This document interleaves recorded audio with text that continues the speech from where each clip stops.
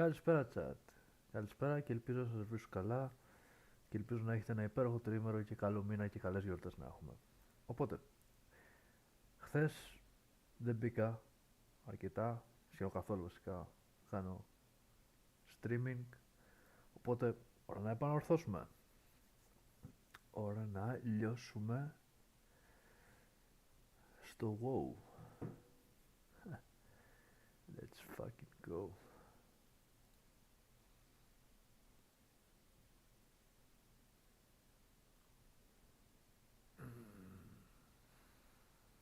Έχουμε ένα ολόκληρο Σαββατοκύριακο μπροστά μας για να λιώσουμε. Αν δεν μας συμβεί κάτι απρόπτο, που θα μας συμβεί, γιατί την ξέρω τη μοίρα μου, αλλά whatever.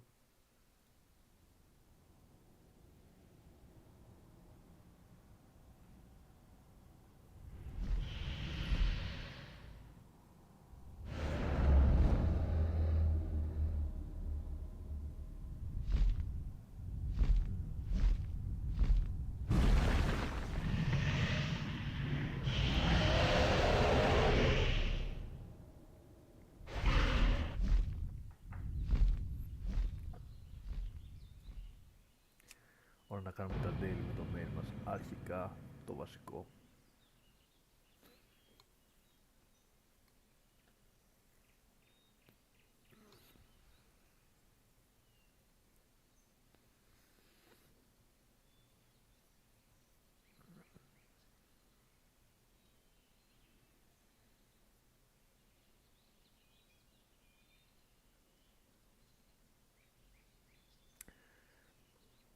Παρεπιπτόντως, πρέπει να ελέγξω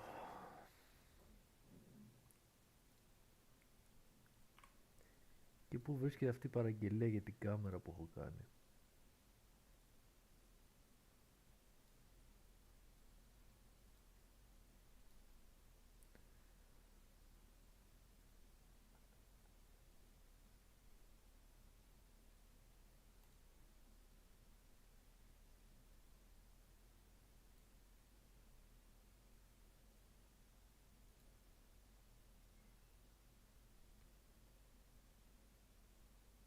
Αχα.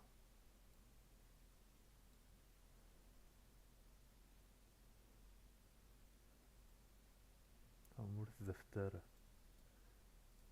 Και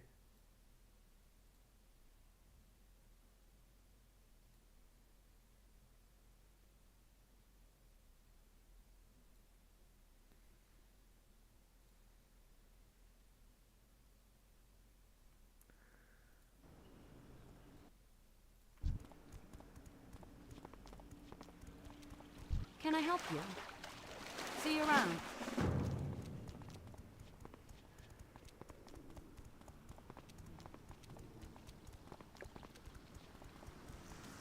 Greetings. Be careful.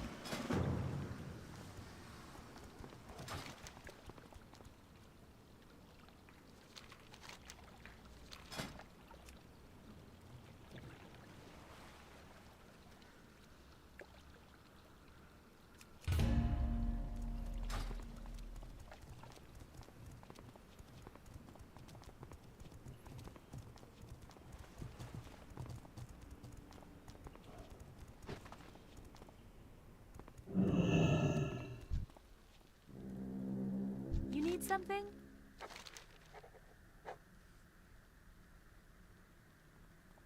Safe travels.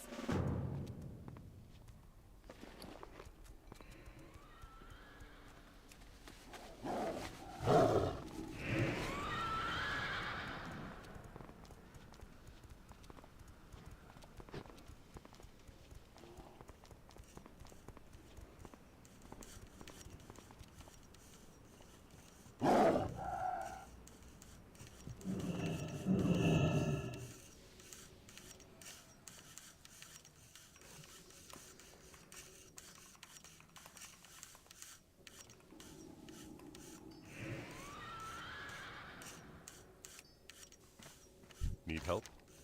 τον άλλο του λένε Harry Potter. Θεός.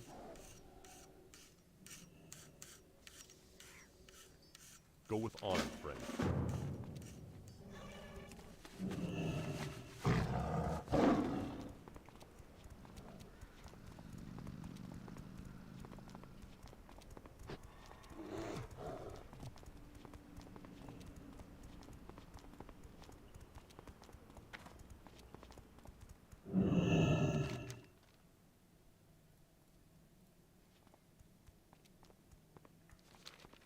Good day to you.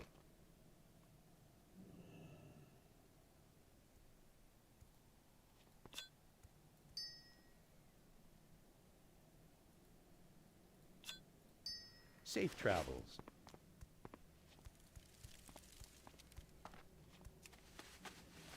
Hi, how are you?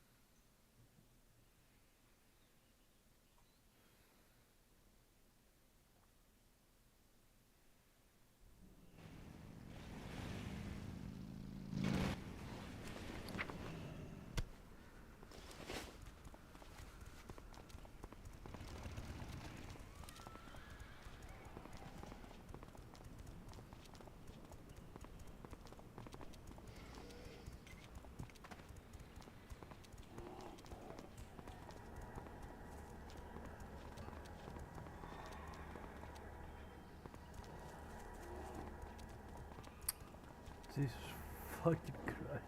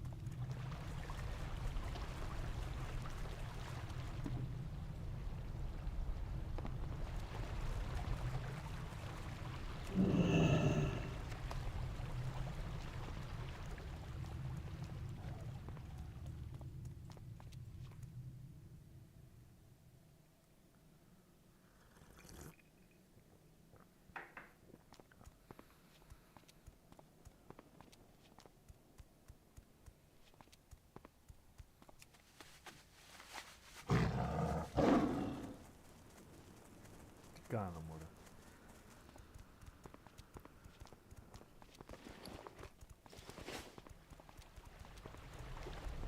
Χρειαζόμαστε άλλο ένα μανιταράκι.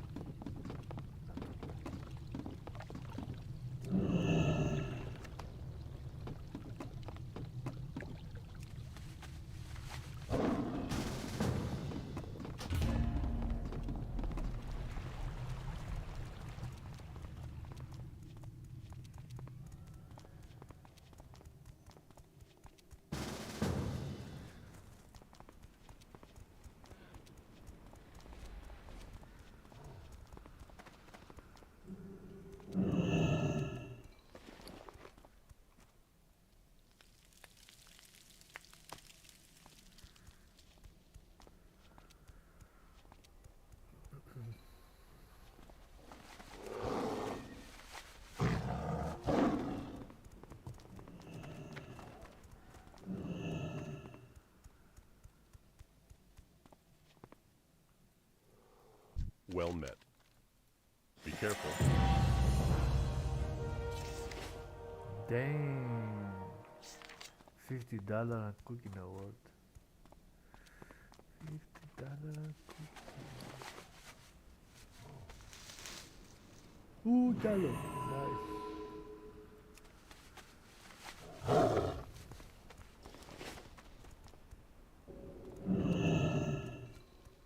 Hey there.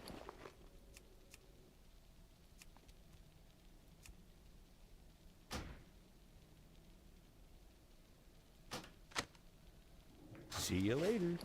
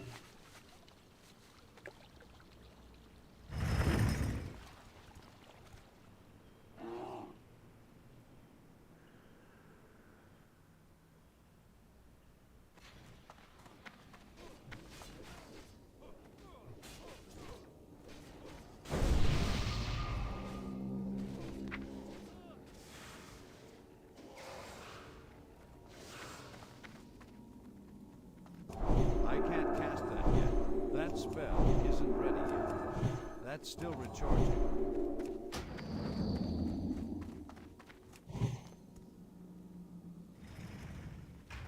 What?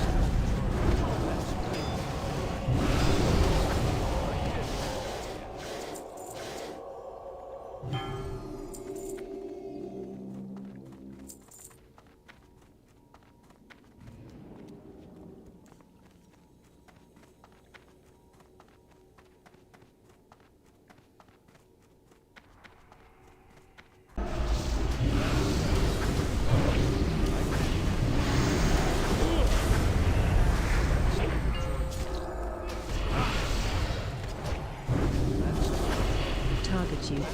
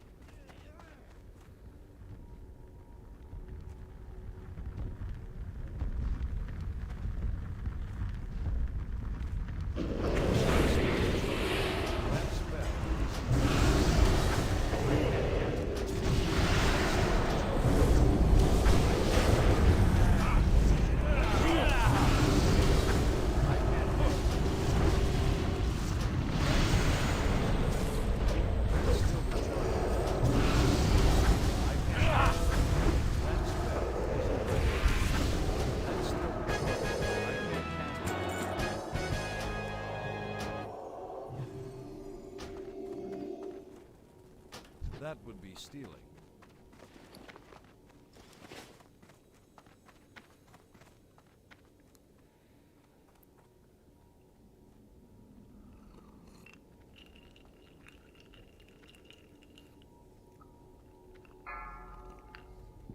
Ποιος χρειάζεται healers στα heroics, στα dungeons, στα heroic dungeons. Είμαστε τόσο ντυμένοι όλοι πια. Ένας σαν να μπορεί να κάνει heal και ας μην είναι healer main spec. Ένας ρε τρυπάνα δεν είμαι εγώ, είμαστε κομπλέ.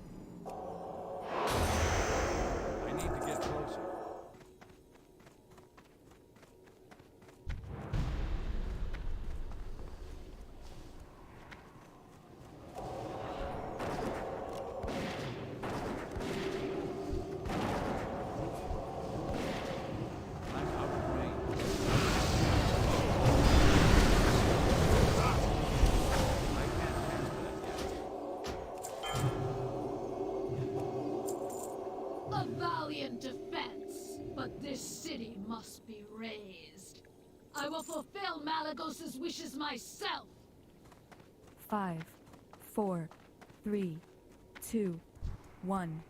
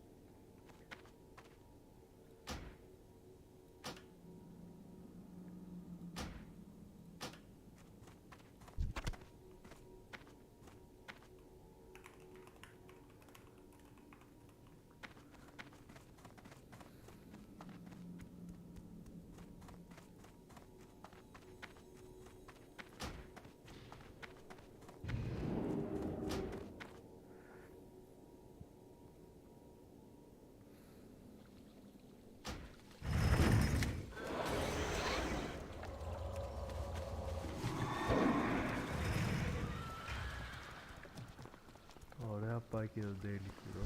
I am honored. Till next we meet.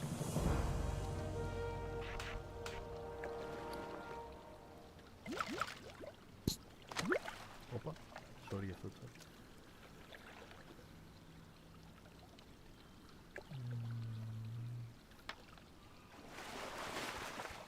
Πάμε για το ματάκι.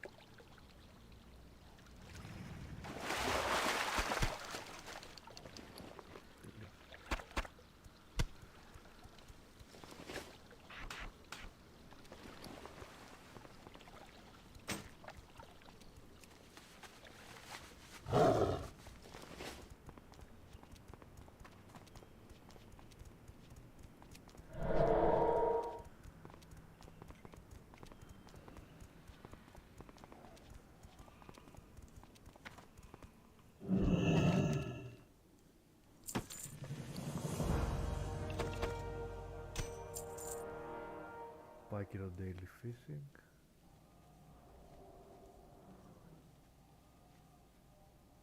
Well met.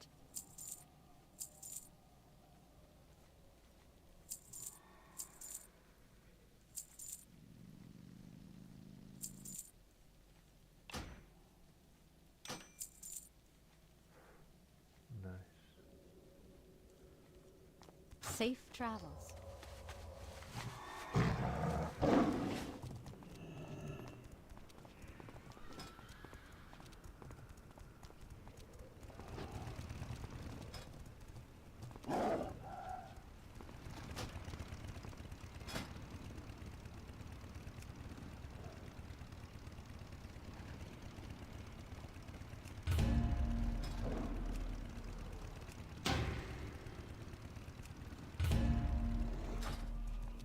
Είχαν δίκιο τελικά.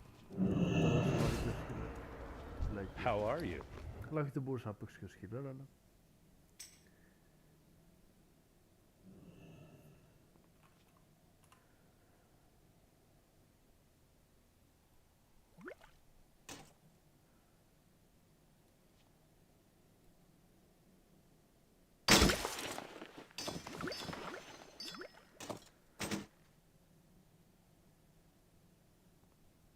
See you around.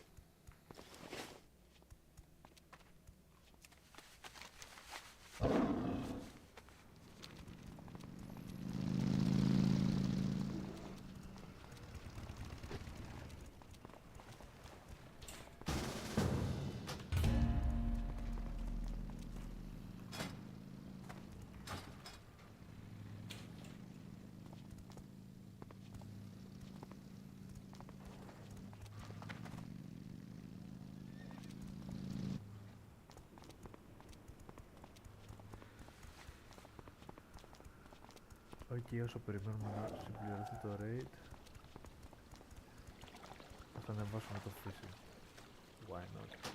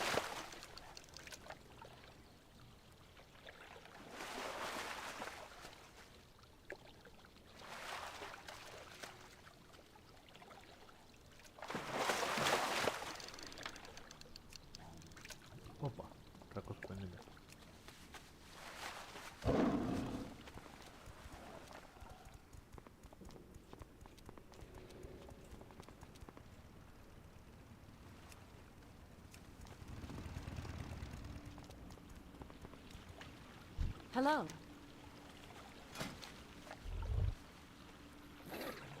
Grandmaster Fishing. Ladies and gentlemen. Safe travel. Grandmaster Fisherman και skills to pay the bills.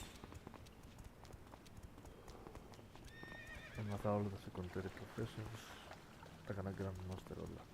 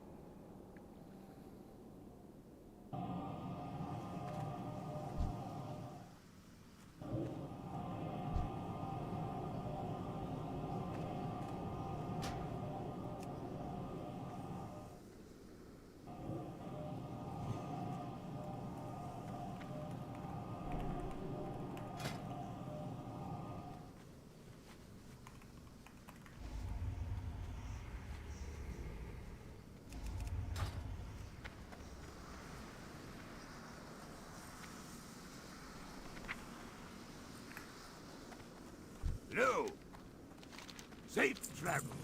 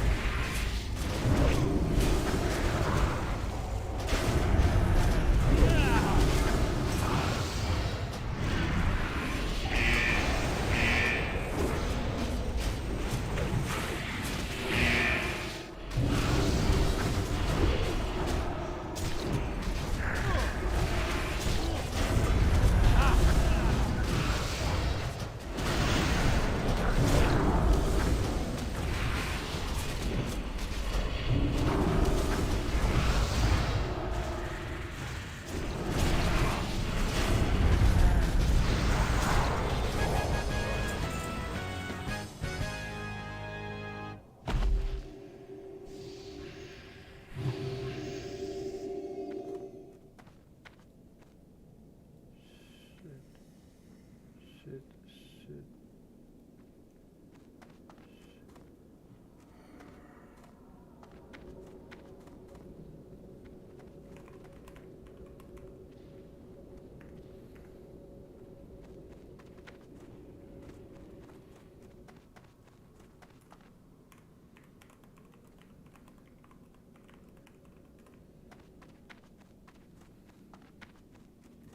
Σκάτα loot.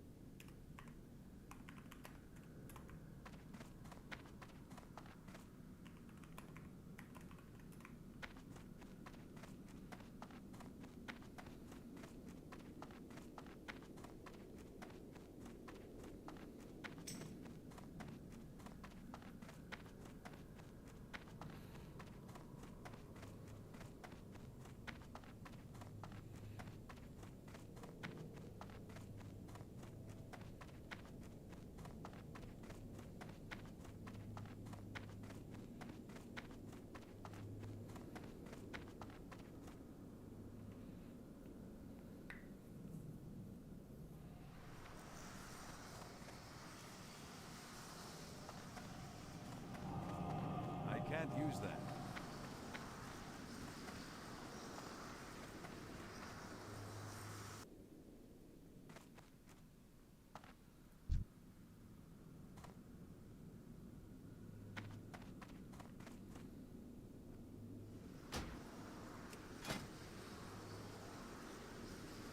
Oh my god.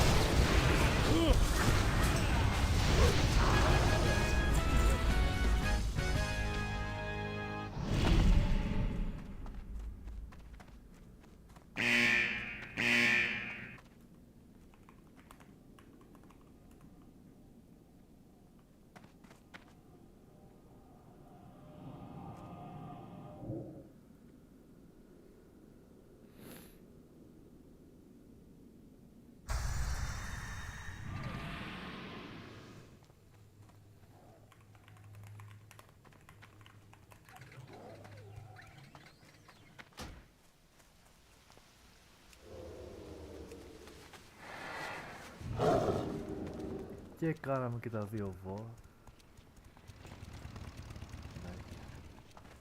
Ωραία, να συνεχίσουμε με τα daily.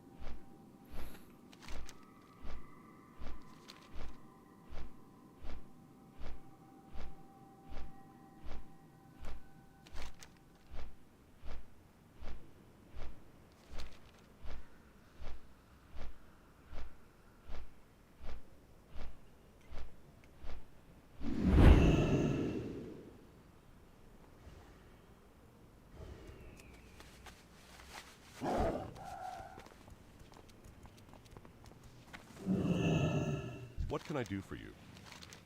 Light bless you. Greetings. Farewell.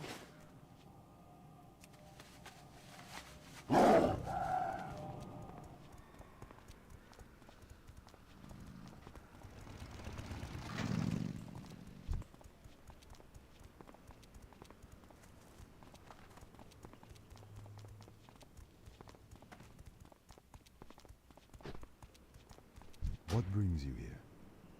Good luck, friend.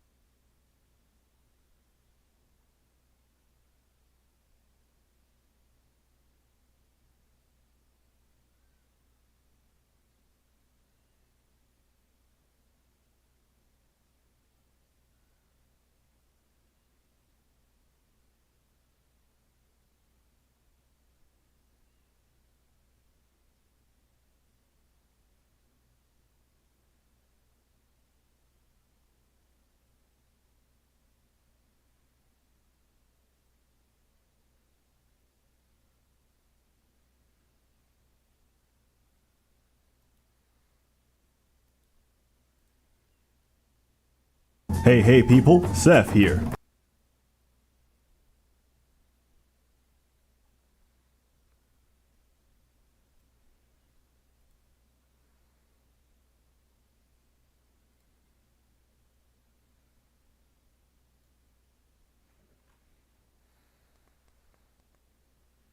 Hey people, Seth here. Hey Ren, Shisu Saicholi. As China's geopolitical relevance and power grows, we must all humbly admit the impending inevitability that it's only a matter of time before we're all speaking Mandarin. So, you better get started. And what better way than by appreciating Chinese culture before our new masters from Beijing begin their iron-fisted rule. Today, we're going to learn how to appreciate Chinese culture by playing a historical Chinese city-building game. Neighborhood too ugly? Just wall it off. Mongolians at your gates? Just wall them off. China loves walls. Ancestors unhappy? Break some pottery. That should make them happy. Develop gunpowder. Improve your technology. Then, pick the nuke general and upgrade your nuke cannons to use neutron shells. These will eliminate the Mongolians, but leave your feng shui intact. Unemployment too high? Garnish their wages. New village doesn't want to trade? Send spies to sabotage their economy and shit in their rice bowls. Then, export white rice to them at a premium. Establish bureaucracy. Fail to collect any form of tax revenue because you have nothing to write on. Send loggers to cut bamboo. Get mauled to death by pandas. Send in the police to distract them. Get mauled by tigers instead. Establish a nobility. Spend most of your GDP on providing rice noodles to the nobility. Lose half of your workforce because they forgot to drink water. Lose your dynasty. Lose your head. Rinse and repeat. Welcome to Emperor, Rise of the Middle Kingdom. As one of Impression's game's final city-building projects, Emperor is probably the most streamlined and straightforward of the bunch. Everything works clearly and efficiently, and you're no longer constrained by older mechanics in the series, such as living standards, ethics, and human rights. Here in ancient to middle-aged China, the only thing that matters is raw productivity, and ensuring that your population has more variety in their food than just millet and silkworms. China is a hardcore place, and it has a very hardcore history, which you can experience across a series of increasingly difficult campaigns. Manage your peasants, cultivate feng shui, and export cheap electronics to the rest of the world, and you'll see your city flourish. Mismanage everything, and you'll see your city fall apart. As Confucius once said, "If an Nvidia factory is currently not on fire, it will be on fire." Observe his wisdom and build appropriate health and safety measures, or else. Emperor is a game of balance, but mainly balancing your finances. If you fail to establish adequate civilization and turn a profit within the first 2 years of game time, consider your government position terminated. In many ways, ancient China had the right idea about administration. They do a good job, they get to keep their job. They do a bad job, they lose their head. Emperor is also a game of planning. You need to plan out your city's layout to satisfy everyone's needs. The nobles want to be far away from the commoners. The commoners want to be far away from all the workshops, factories, and rice fields. The rice farmers are content no matter what, even if half of their children keep getting systematically eaten by tigers. This is an unfortunate loss, but rice picking is no profession for slow children. You might ask, what is the purpose of these obese, lecherous bottom feeders we call nobles? I'll tell you, military. China is not a peaceful place, and there's many people who don't understand the fine art of diplomacy, and the only real way of communicating to these people that there's a better alternative to violence is through ultra-violence. Crush them, subvert them, invade them, and then demand everything they have. When they give you everything they have, demand everything they don't. When they can't meet this reasonable request, extinguish them, then erase them out of every map, book, or scrap of literature. And that is how you peacefully resolve conflict in Emperor. Once your enemies cease to exist, you can actually go and enjoy your city, which is beautiful, by the way. I'm running this stretched on a typical 1080p monitor, and all the graphics and sprite work still hold up as well as they did in 2002. Unlike us, this game doesn't age. There's also some widescreen patches available out there which change the screen size to your native resolution. Bizarrely, these are all in Polish, but since I assume that everyone here is already fluent in Polish, this shouldn't be a problem. While the game is very straightforward, please follow the tutorials. There's nothing more depressing than accidentally building a watchtower instead of an inspector's tower, only to watch your angry and disillusioned citizens get beaten down by police officers as a fire rages through their neighborhood. The music and voice acting is also pretty good. You can actually right-click on any of your citizens currently walking through the streets, and they'll give you some feedback and comments on the current state of your city. This city is prettier than the most beautiful concubine in China. I sell. You buy. You buy. I am ruined by my kindness and selling so cheap. I've been evicted by that greedy pig of a landlord.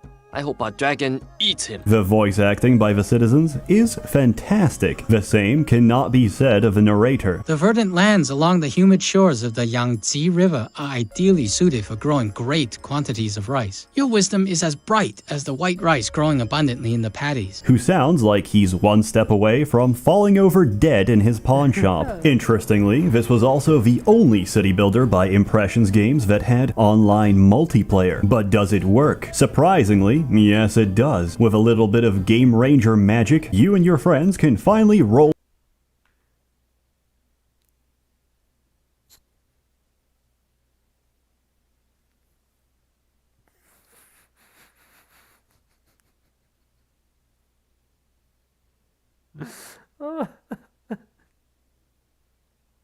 Yes, it does. With a little bit of Game Ranger magic, you and your friends can finally roleplay together as Chinese magistrates. Okay, so I learned that city walls, or these little walls that you build, they keep the bad feng shui out and keep the good feng shui flowing. Confucius said, big tits with no ass will fill your hands, but big ass with no tits will fill your heart. It works very well, and it's a lot of fun invading your friends. While this game gives you a good background to appreciating Chinese history, just remember that the historical accounts given here are very clean and sanitized to keep the PEGI 12 rating, and do not reflect the colorful language and flowery prose you can find in the more vivid accounts. For example, in the game they don't explicitly state how one of the earlier dynasties, the Shang dynasty, came to an abrupt end, all because of a single woman, Da Ji. Da Ji was the favorite concubine of Zhu, the tyrant of Shang. He was so infatuated with her, he fulfilled her every request, and with each request, her requests grew more and more depraved. It was said that her greatest joy was to hear people cry out in pain. In one case, she saw a peasant walking barefoot on the ice and ordered his feet to be cut off so she could study their resistance to cold temperatures. In another, she had a pregnant woman's belly cut open so she could satisfy her curiosity of what goes on inside.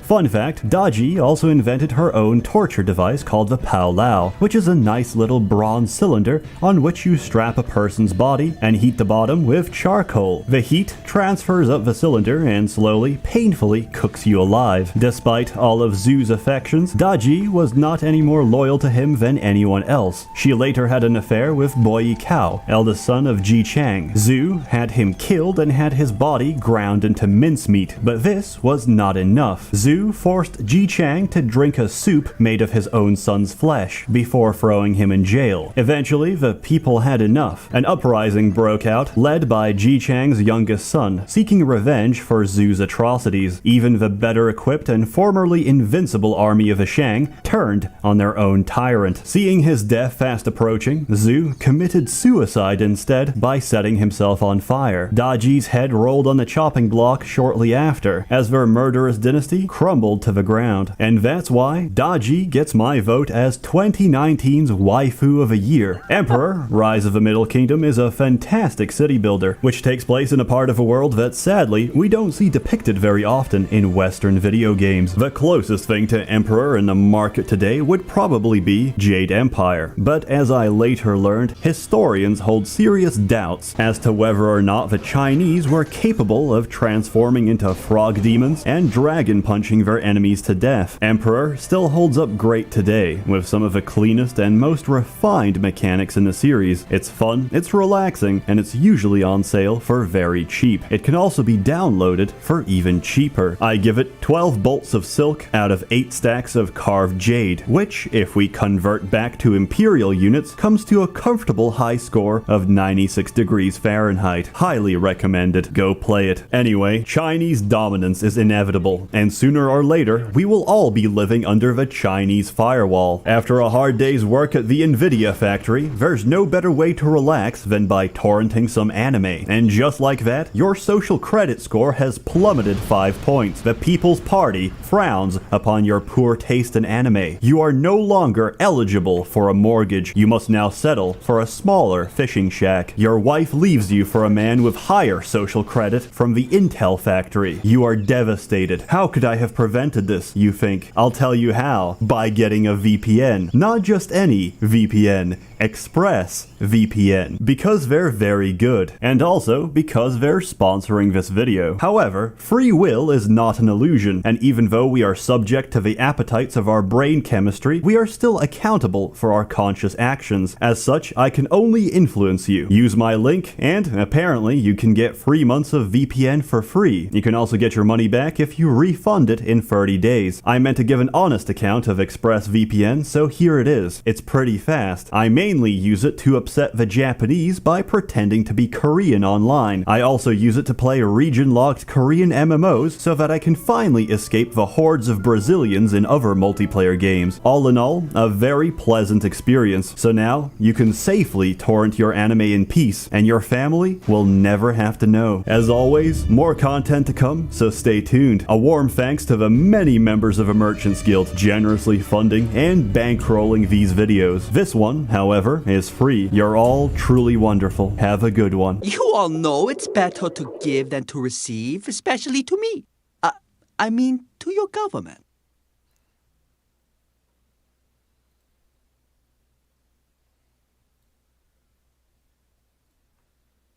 Hey people.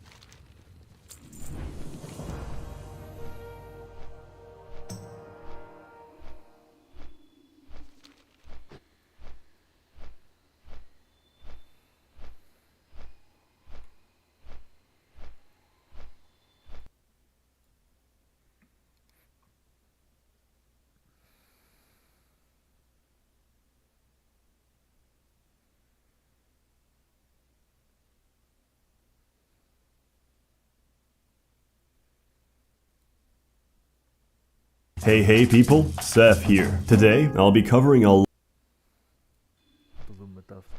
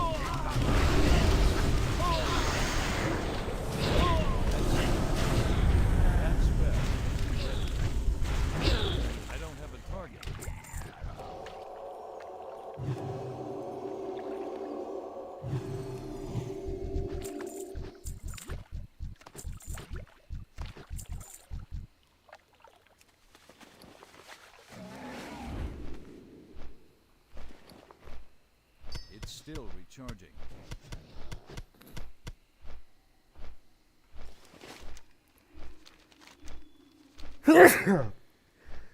Oh.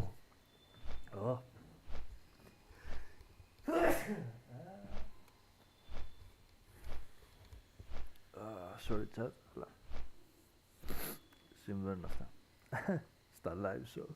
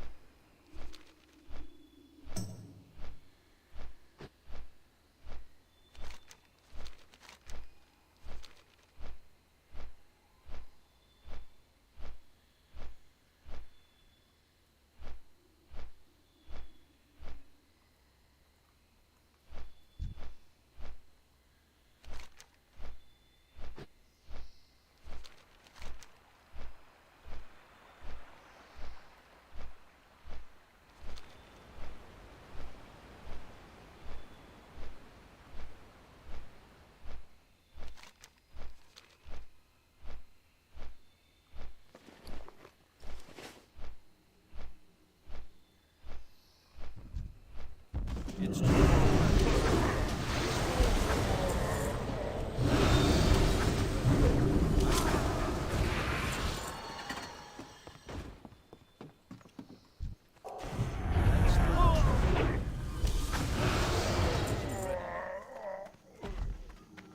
I need to get close.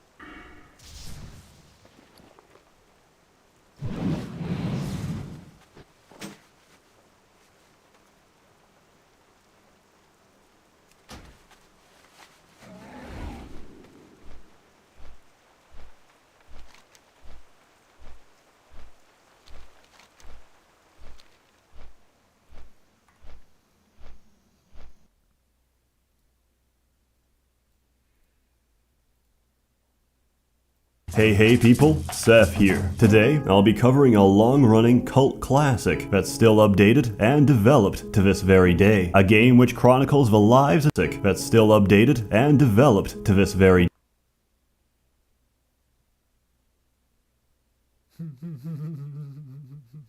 day. A game which chronicles the lives and accomplishments of stumpy alcoholics as they struggle to avoid chronicles the lives and accomplishments of stumpy alcoholics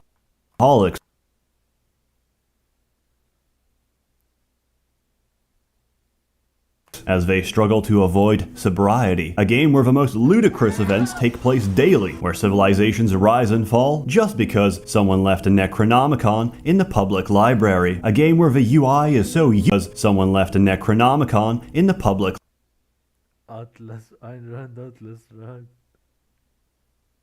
PewDiePie, Minecraft. Bred by the ox. How to avoid huge ships. Oh my god.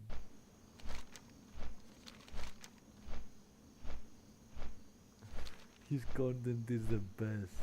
The best.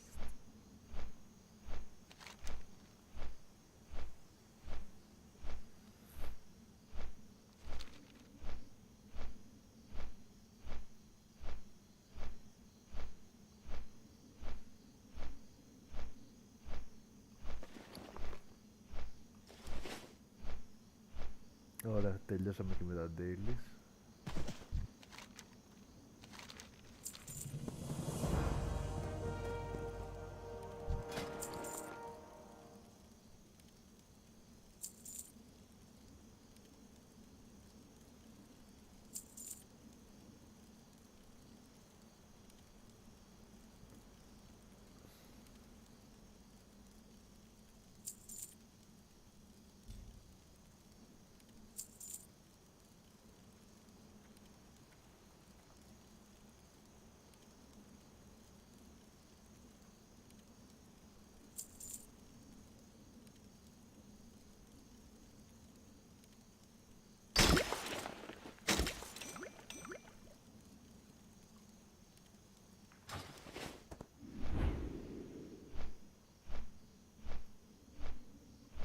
Να δούμε αυτό το βιντεάκι και μετά θα κάνουμε level up με το warrior. Library, a game where the UI is so useless and convoluted that you'd honestly have an easier time playing Microsoft Excel. I'm a performance artist. Deep, dark fantasies. Ganging up. Come on, college boy. On my shoulder. I'm speaking, of course, about Dwarf Fortress. Dwarf Fortress is less of a game and more of a complex.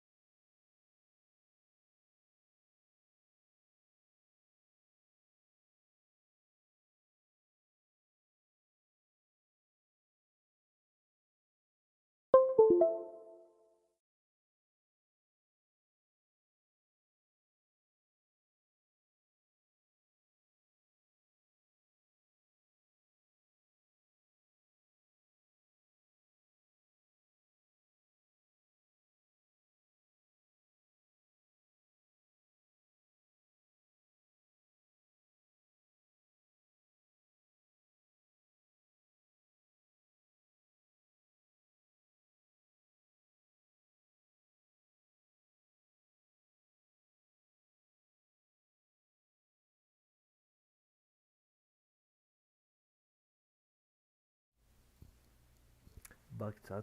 Έβγαλε κρύο όπως καταλαβαίνετε.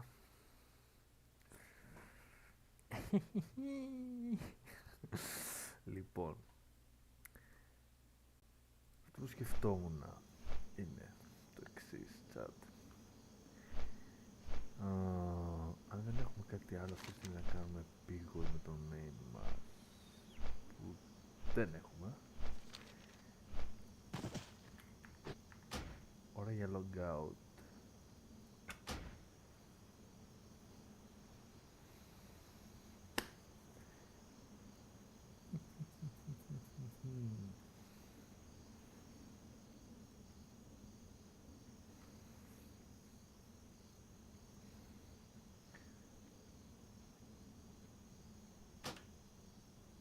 Και login με τον Warrior.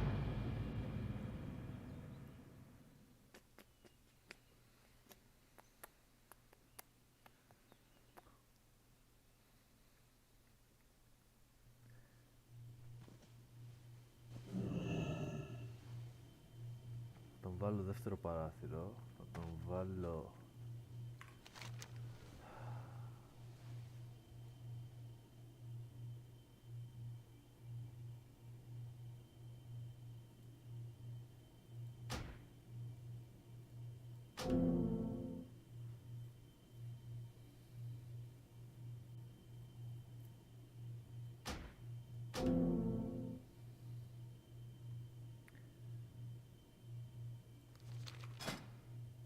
για dungeons.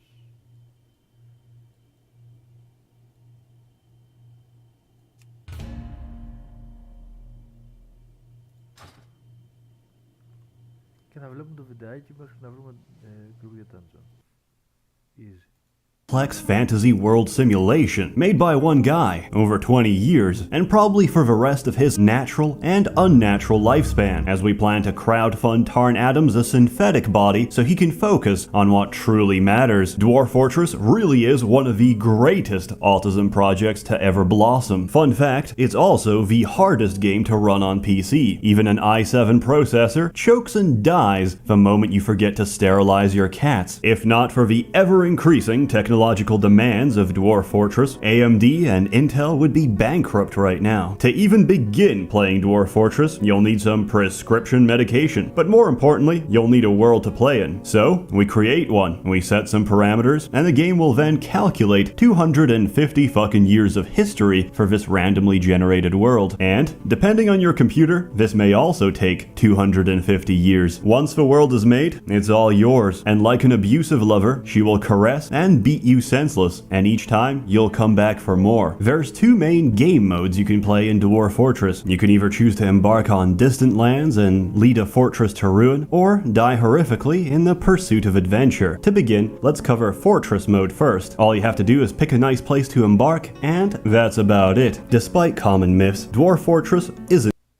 complicated. Just follow a couple of tutorials and you'll be a seasoned veteran in no time. You should also download and use the Lazy Noob Pack because the game is almost unplayable without it. Some may disagree with this statement, but to put it simply, they're fucking wrong. These same people will disagree with my choice of tile set, or the fact that I use a tile set at all. To answer these concerns and make this video that much easier to watch, I will be using all of the tile sets at random. In Fortress mode, you start out with 7 dwarves, given the difficult task of establishing civilization. The longer you survive and flourish, the more migrants will arrive from neighboring cities, attracted by the promise of your growing fortress. From there on, any number of things can happen. Disaster, tragedy, invasions, and tantrum spirals which threaten to end your fort at any given moment. But whether you live or die, just remember, losing is fun. It's impossible to cover everything, so let me tell you some stories. The first fortress I ever founded was absolutely terrible. We had no metal, so instead we fought with sticks and traded pottery for any possible scrap of metal. We also lived in constant fear. There was a were-zebra on the loose. He kept eating my chickens and trampling my dwarves. As if I couldn't escape the furry menace in real life, it torments me in my video games as well. It turned out that the were-zebra was a human musician who plays at my tavern, so I let him stay and snap a few chicken necks every month. The place was actually quite successful. 5 years on and no major invasions. What the hell? I asked my friend, who knows Dwarf Fortress, to take a look. He came back shocked and told me, "You're not at war with the goblins." How? I had no idea. My fortress was a place of culture and learning, of drunken revelry and international diplomatic renown. Life proceeded as normal. And then, one day, one of my guests of honor, a legendary human wrestler, had too much to drink and went into a murderous rage. He proceeded to grab a goblin dancer and pulled off her lower jaw. As she was screaming, he began thrashing her with her own jawbone. The situation quickly deteriorated as she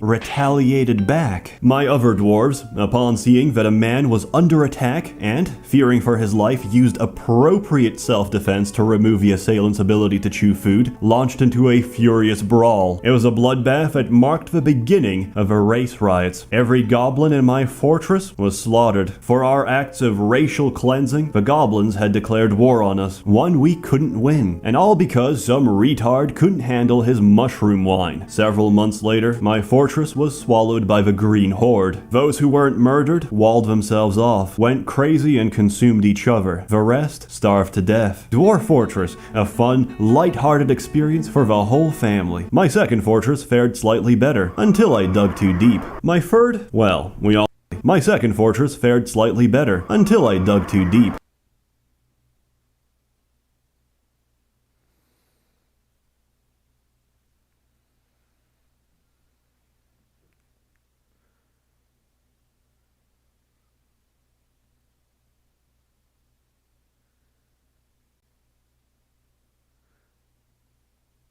My third, well, we all know how this ends already, right? One of my dwarves got possessed, so I walled off his workshop, forgot about it, and accidentally opened up his crypt. In the middle of town, the nauseous fumes from his hot, decomposing body erupted across several levels, driving everyone insane from the sight and stench of his swollen cadaver. In the chaos, a mother dropped her toddler into a shallow pool of water. The child drowned, causing the mother to go into a tantrum and attack an experienced axe dwarf, who decapitated her. The dead bodies caused more tantrums, which would result in even more dead bodies, which eventually reduced my population to a single person, a single axe dwarf, who was now considered legendary, having gained enough experience from beheading everybody else. My fourth attempt was actually fine. The fortress still stands, as a grisly reminder of why we have health and safety. I read online somewhere that you could train your dwarves extremely quickly by constructing a danger room. The idea is simple. We put a dwarf in a room filled with traps, we activate them, and our brave warriors will gracefully dodge and block every single one of them. But this process wasn't fast enough, so we replaced the traps with coins. We hit the lever and 500 freshly minted coins would harmlessly ricochet at high speed across the room, turning our dwarves into professional soldiers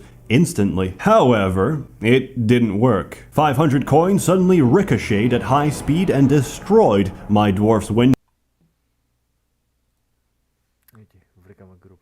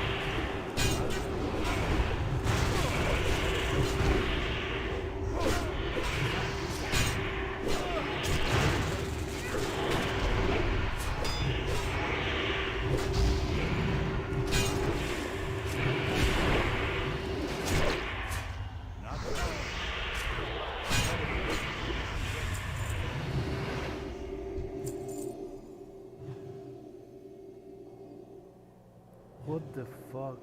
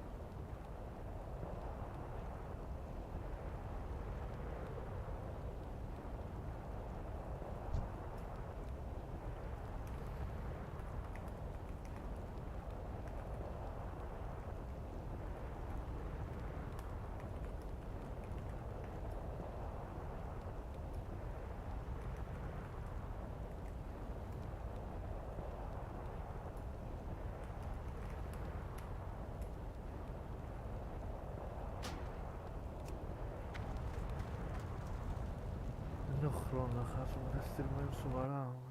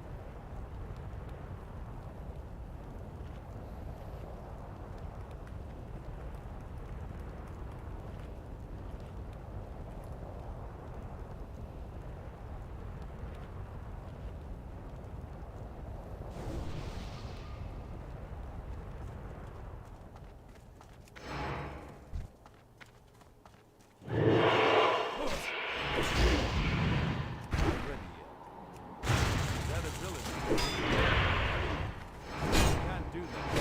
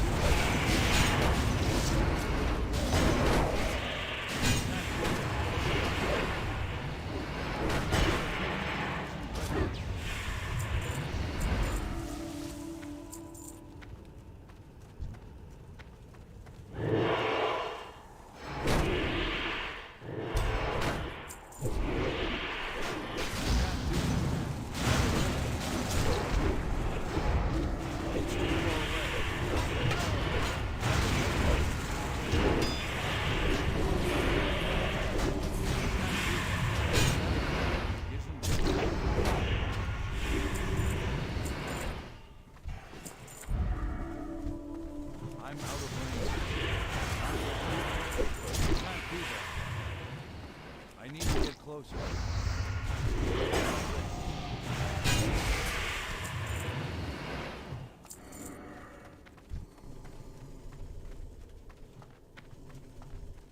It's too far away.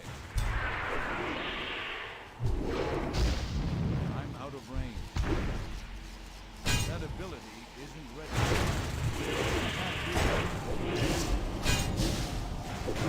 Ah!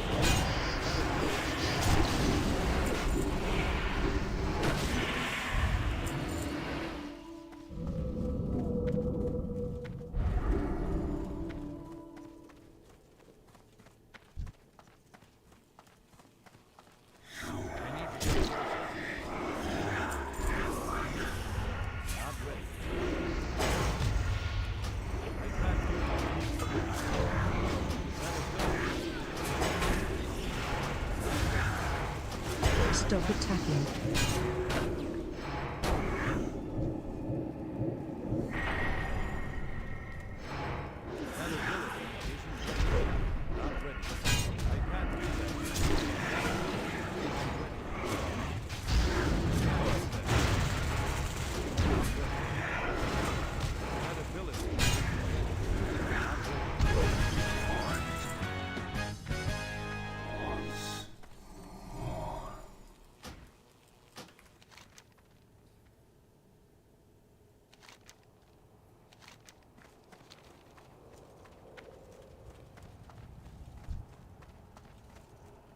I'm out of range.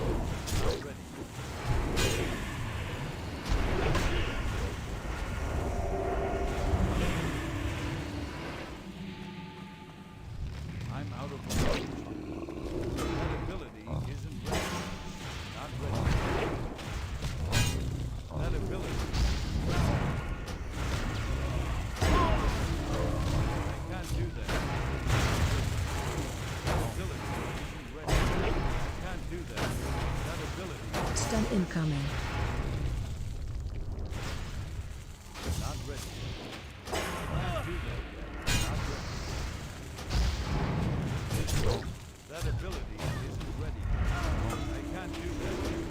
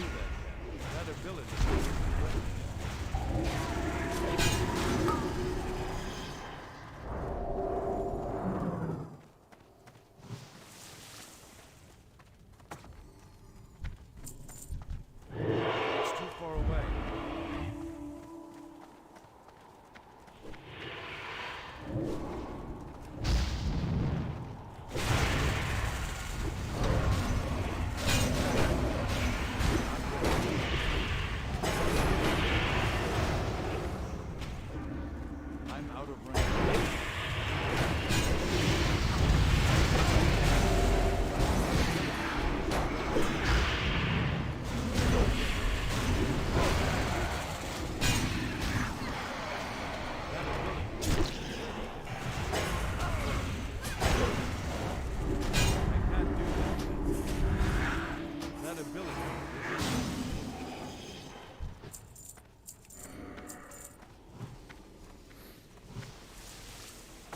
What is this? You must forgive me. I was not expecting that ability, as you can see, is somewhat preoccupied. But no matter, as I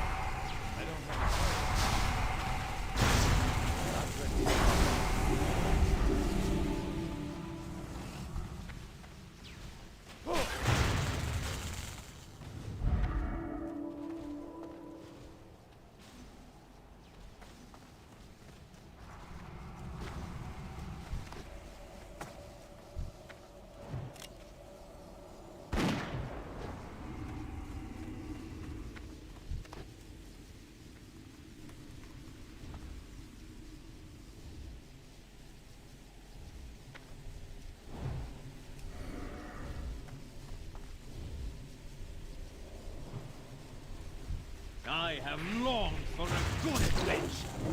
That ability isn't ready. Not ready. I can't do that. That ability. I have such fascinating things.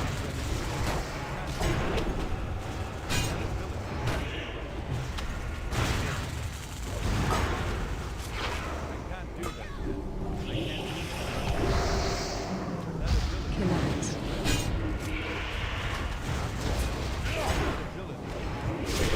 I can't do that. That ability.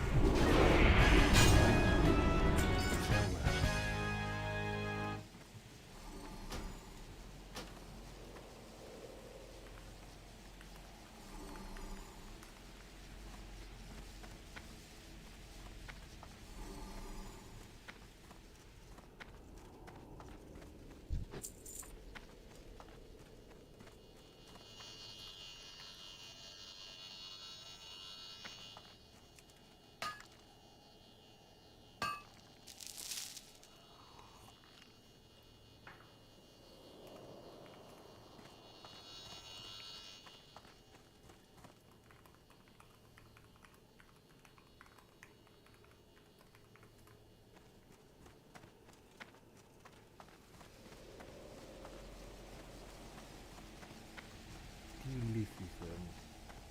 Φύγανε και απλά χάσαμε το έσκορ. Πόσο XP. Εγώ πήγα level 65. I don't care.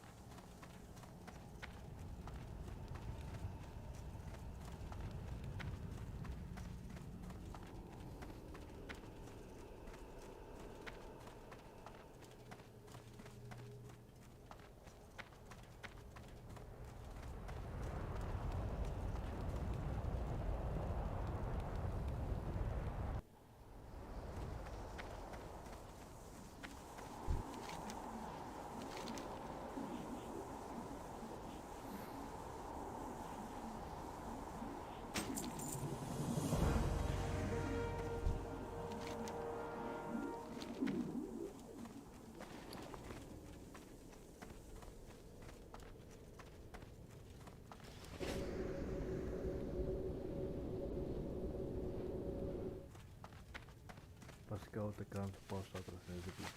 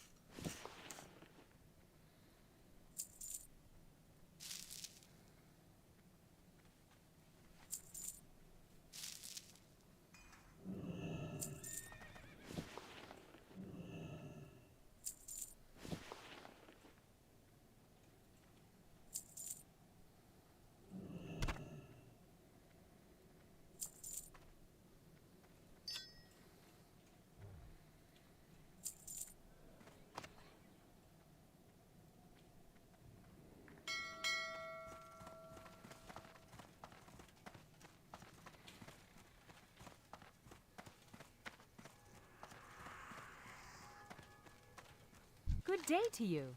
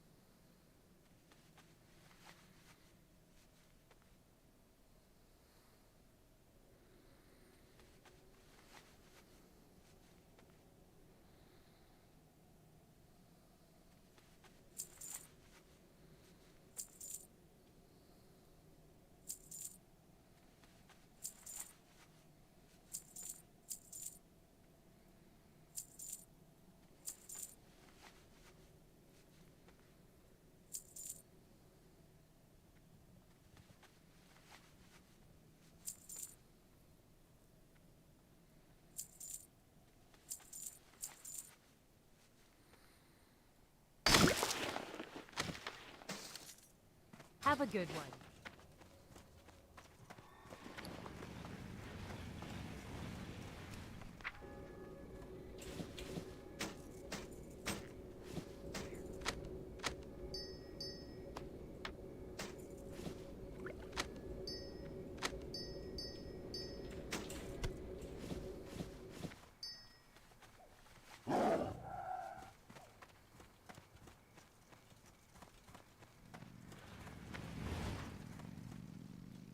Looking for something specific?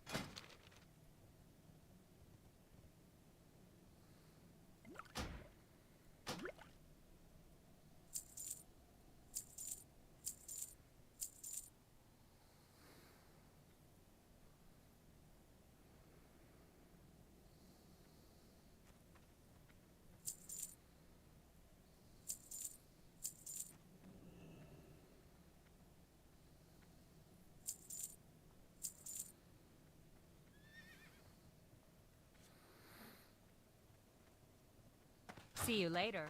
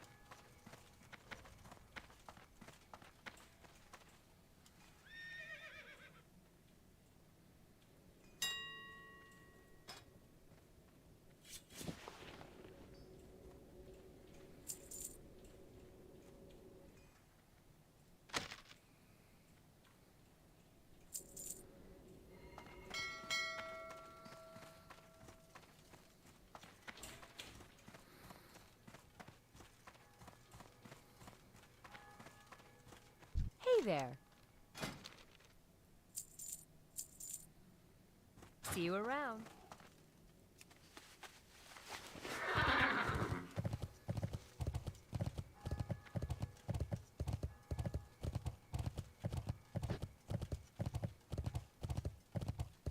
Hey there.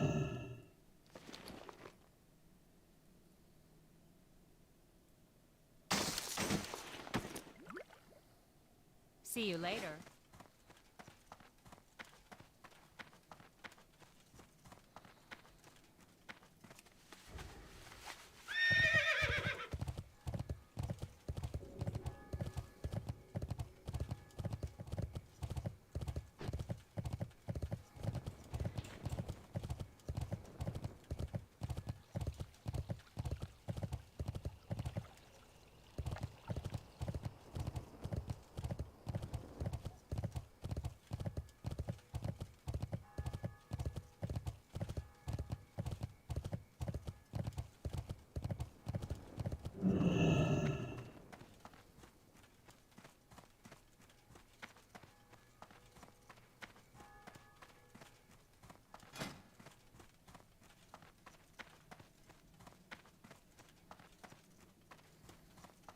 Well met.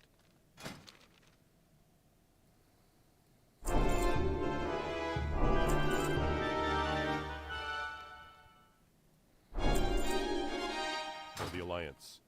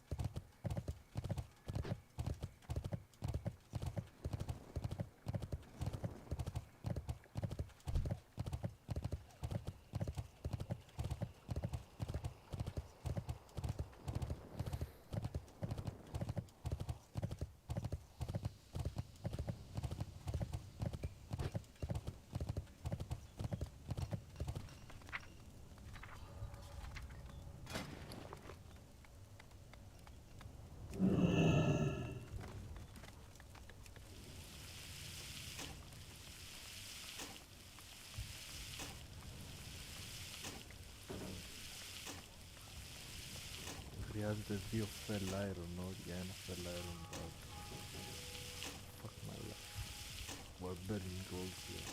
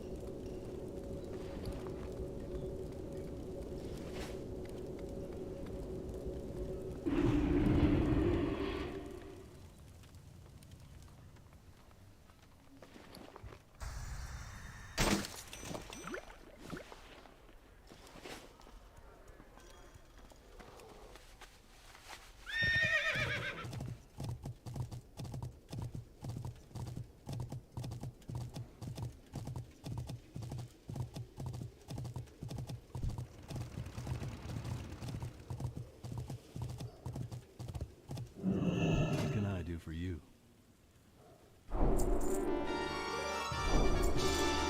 See you later.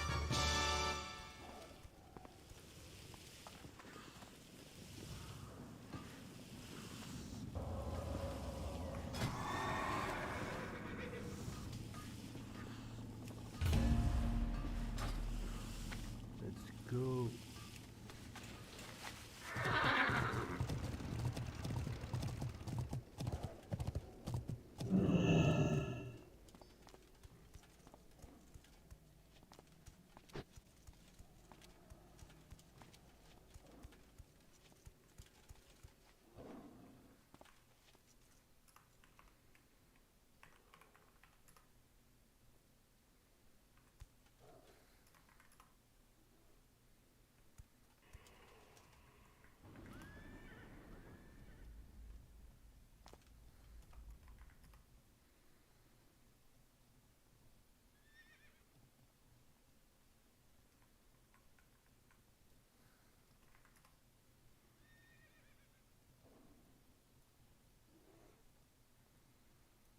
Και τον αφήνουμε εδώ όσο ψάχνουμε για group και βλέπουμε το βιντεάκι.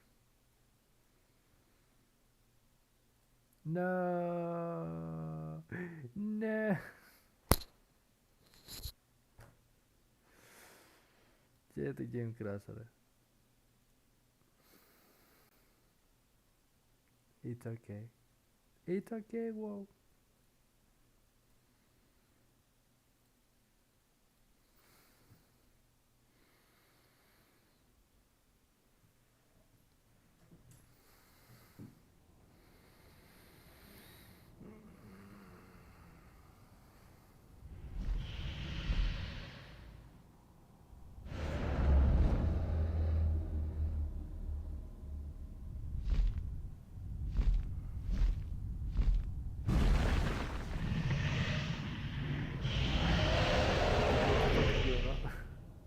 κολλήσει. Ξεκόλλησε εκεί.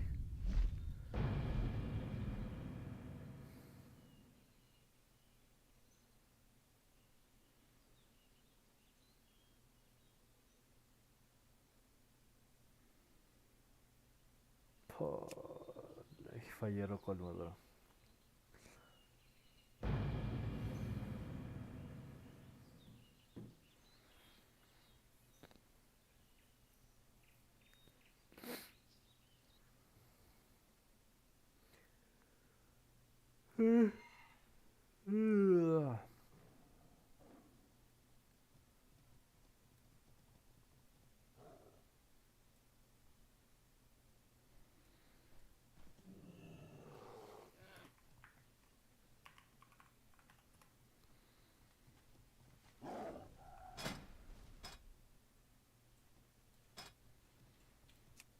Τέλεια.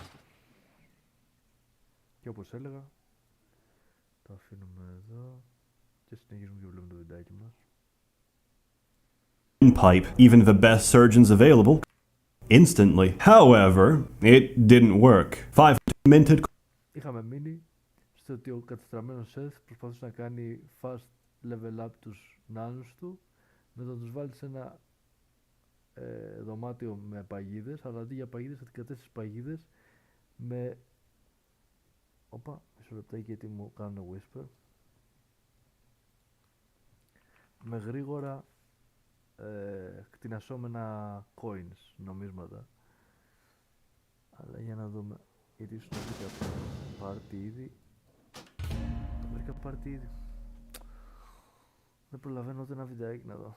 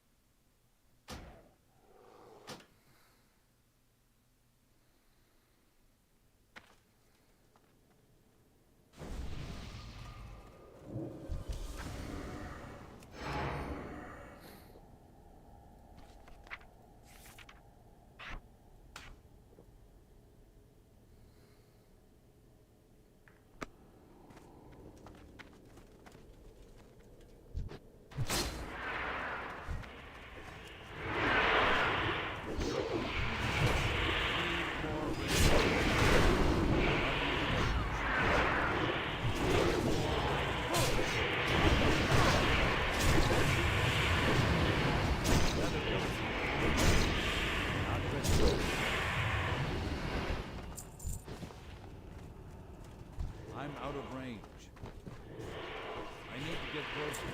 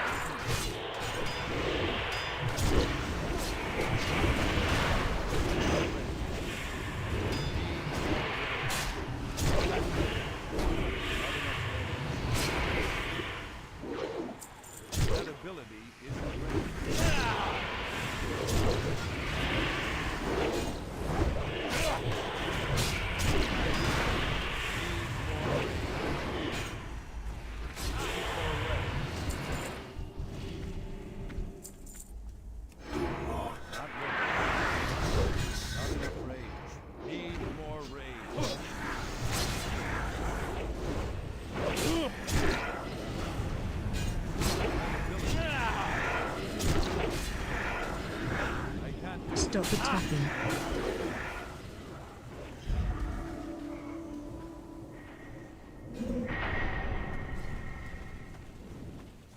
get closer. I'm ready.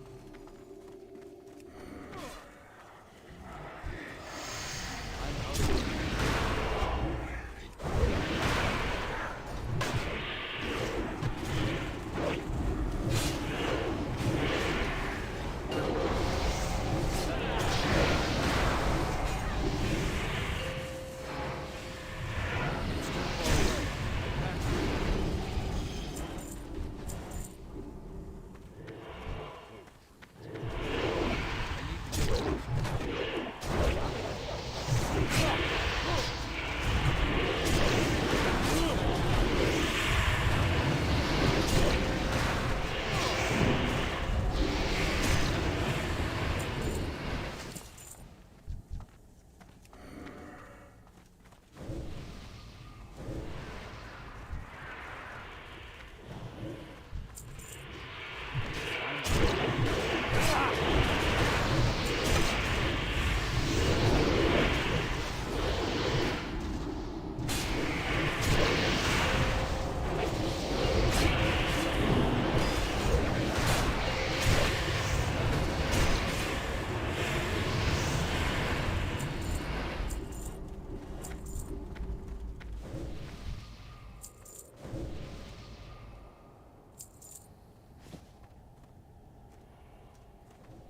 Need more rage.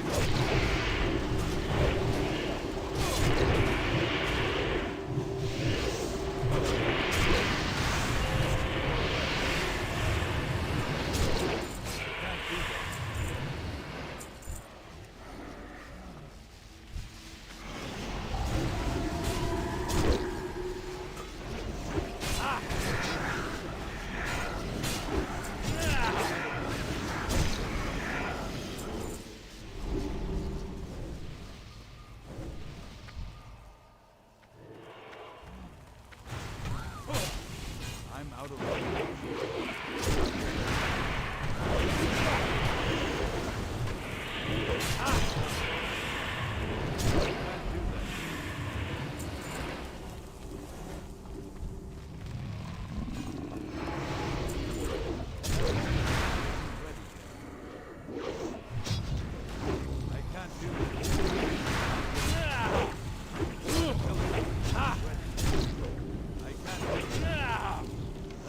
Stunt incoming.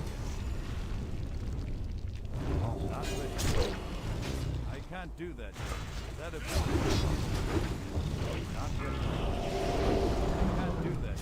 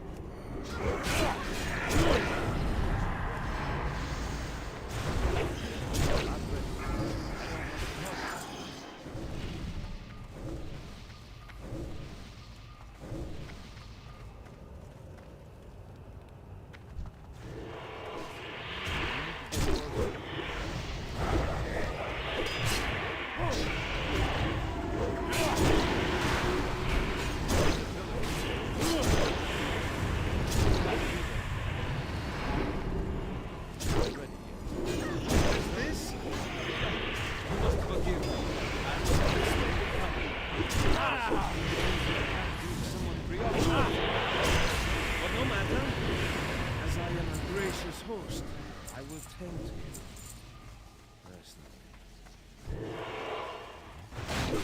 It's too far away.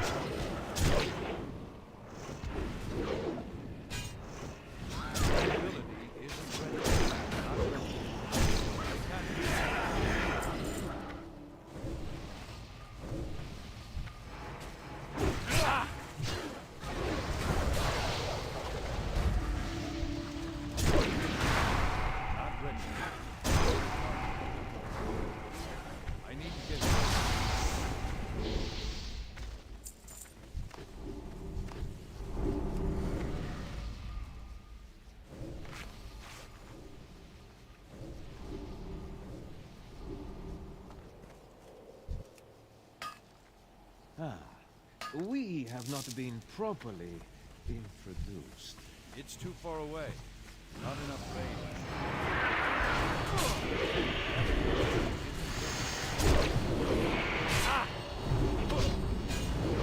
I have such fascinating things to show. I can't do that. Not ready. Another building. Ready.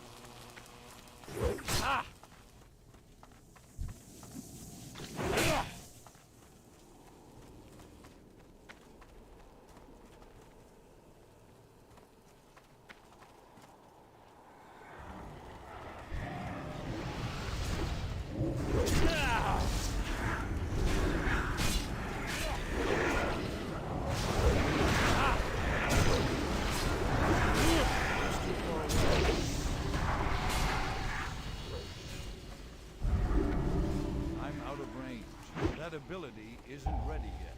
I can't do that yet. That ability isn't ready.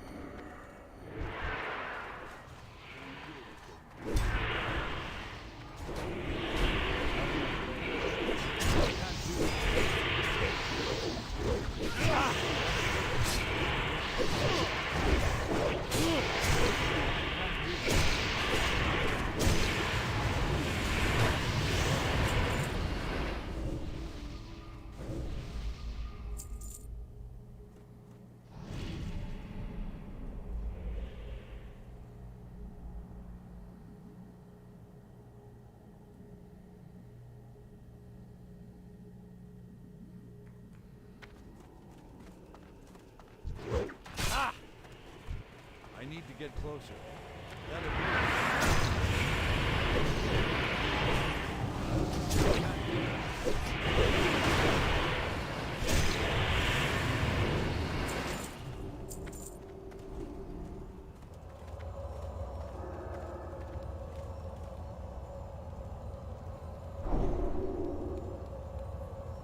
Need more rage. Not ready yet.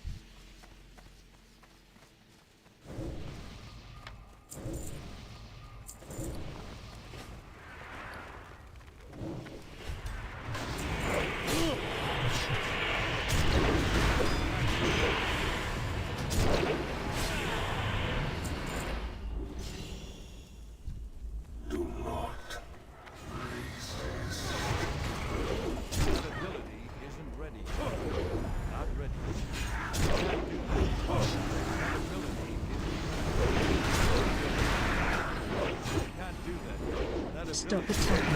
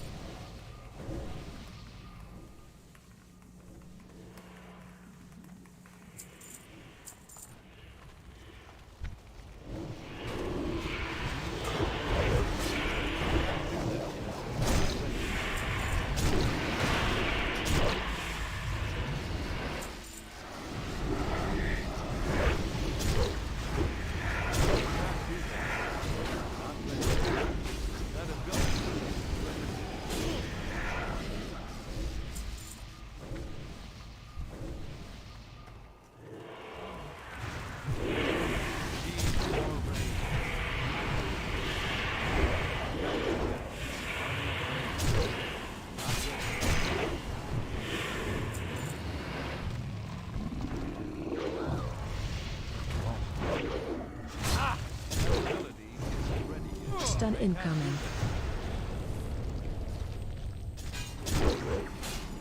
That ability. I can't do that. That ability. That ability is. Stun incoming. Can't do that yet. Not ready.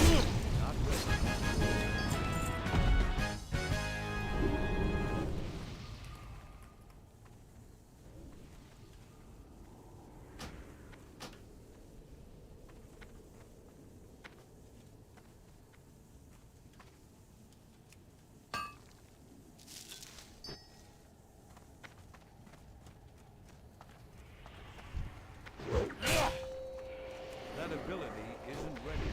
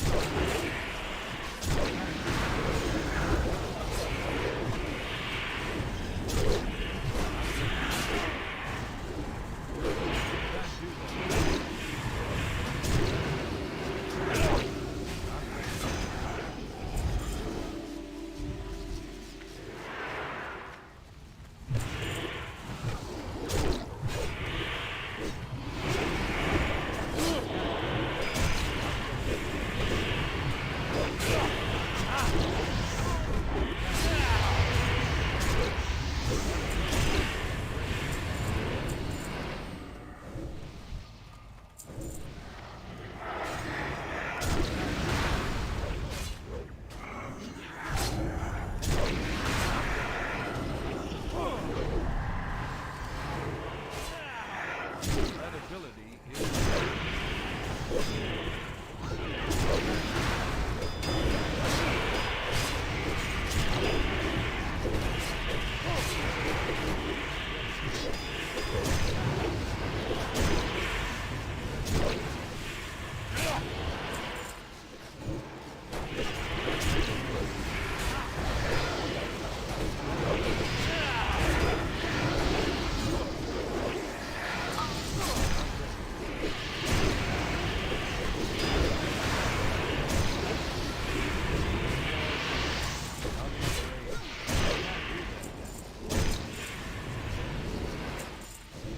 need more rage.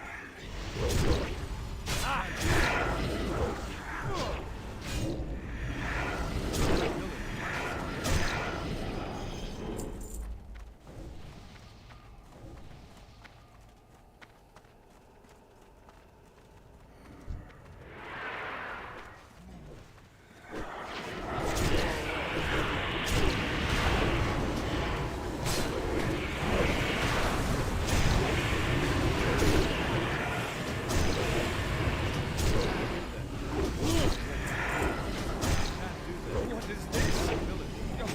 You must forgive me, but I was not expecting coming. Need more rage. No matter. As I am gracious.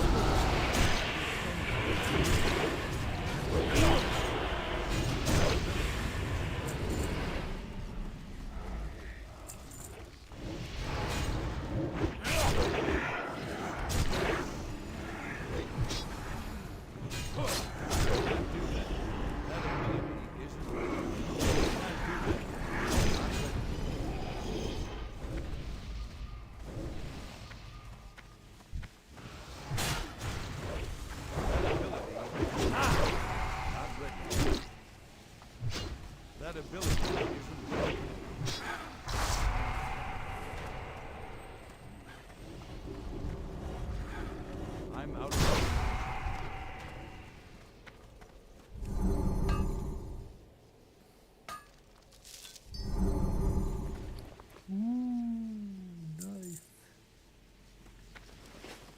I have longed for a good adventure. I can't do that. That ability I have such a fascinating thing. That ability.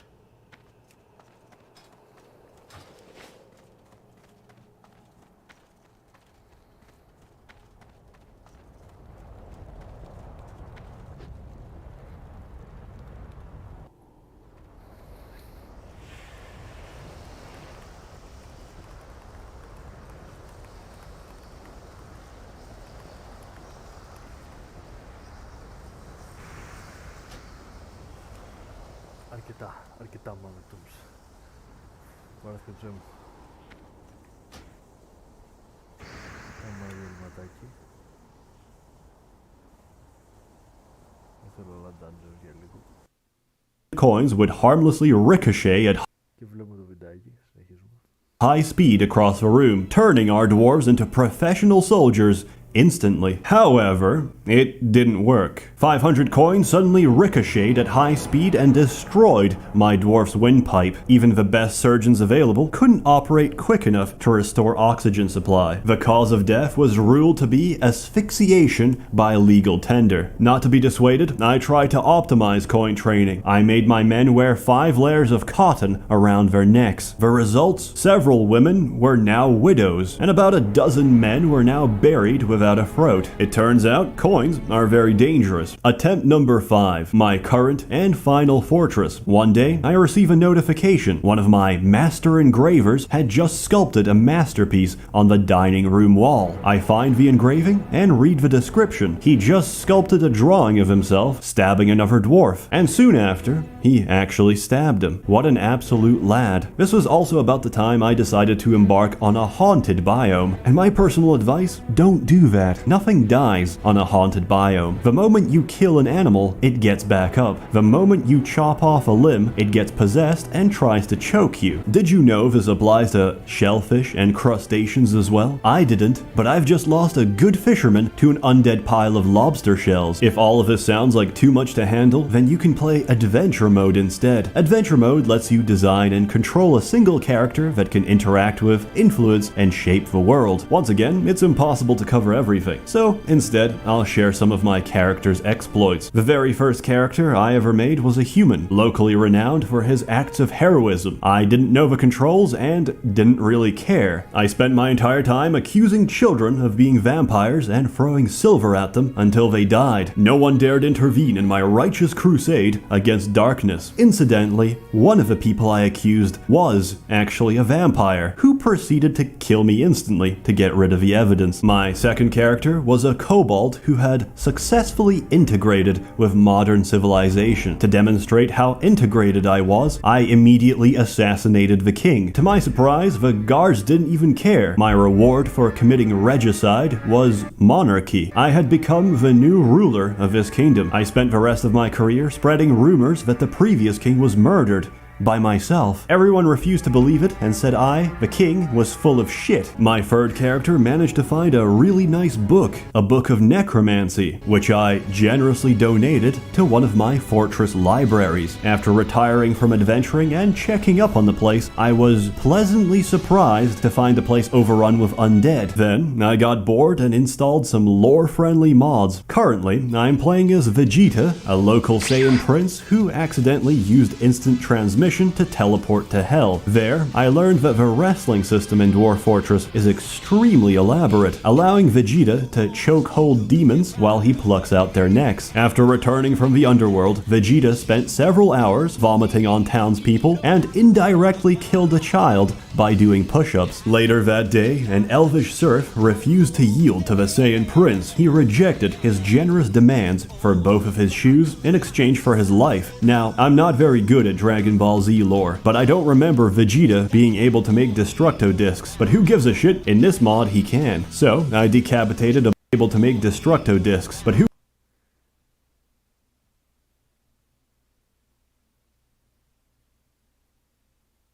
Make a wish on the Dragon Ball string, meditate, do push-ups, do scissors, make carve wood and the from assemble stone axe.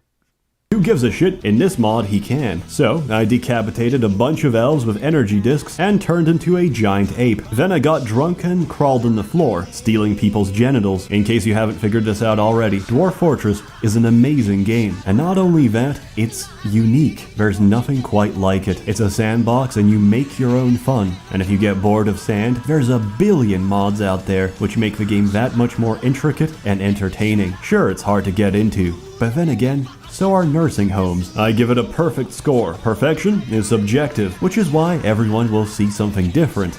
Or something gay. As always, more content to come, so stay tuned. This video comes out much later than expected. What's up with that, Seth? You lazy schmuck? You've not even taken our money since November. Truth be told, I took a corporate position in December. Then, I realized I can do 100 times more by myself. So, I'm going all in. Seth is going full-time. A warm thanks to the many members of the Merchants Guild who have been generously funding and bankrolling these videos. You're all truly wonderful. I missed the chance to say this before, so Merry Christmas, Happy Hanukkah, and have a Happy New Year.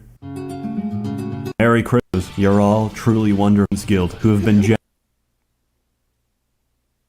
generously funding and bankrolling these videos. You're all truly wonderful. I missed the You have 2 hands you waste on typing instead of cultivating crops for your family.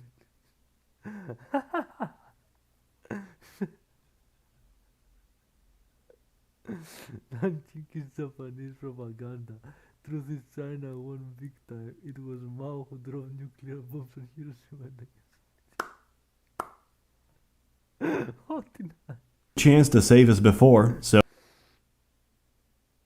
I'm producing high quality communist. So, Merry Christmas, Happy Hanukkah, and have a Happy New Year.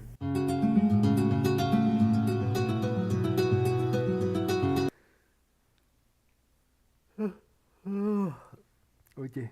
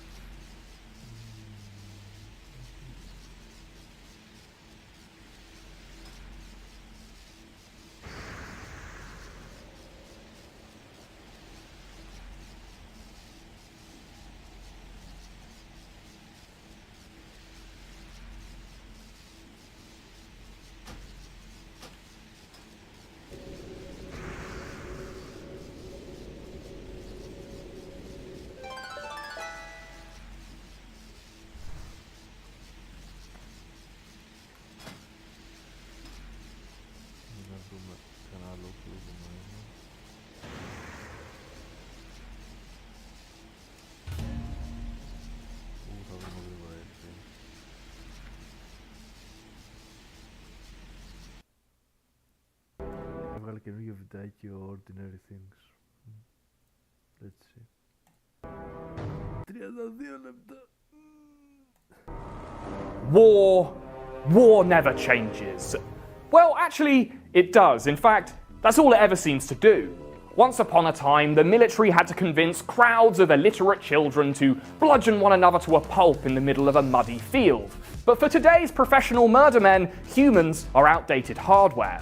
Why rely on mindless drones who only follow orders to do your killing when you've got funky flying robots who can do it instead? High-tech UAVs are turning the skies into the front lines, while cheap Chinese consumer drones are proving just as deadly as their million-dollar counterparts. Drones are already surveilling civilian populations, conquering countries that I can't pronounce, and invading the formerly empty and ad-free night sky. I don't want to sound alarmist, but the human drone war is here, and they're coming for you and everyone you love. But first, where did drones come? Shit! While he's distracted, we've got time to talk about my comic. A power struggle erupts among the prisoners of Prestonville, a high-tech slave colony run by an army of robot guards and a sadistic warden who only appears to the inmates as a friendly holographic dog. All these prisoners want is freedom, but the world outside might be just as deadly following an earth-shattering event known only as the Cascade. It's a dark sci-fi prison comedy set in a climate apocalypse, and I think it's pretty good. I tell you what, I just got finished reading Ordinary Things' new comic, and I love it. I like the drawings. I like the words. I would recommend it to anyone with eyes or who can read. This is a story I've had in my head for years, and this year I finally found all the right artists to bring it to life. Think of this like the pilot episode, and if you order right now, you'll be helping me tell the complete story as a graphic novel. So check it out at justordinarythings.com and dip your toes in this sweet cesspool.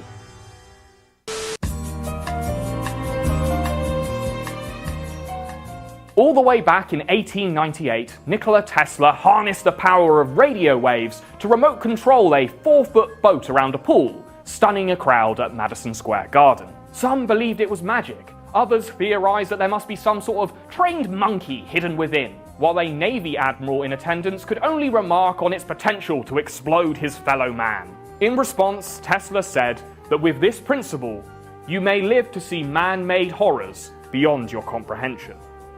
Tesla's prophecy of radio-controlled murder would take nearly a century to come true, but the military got right to work.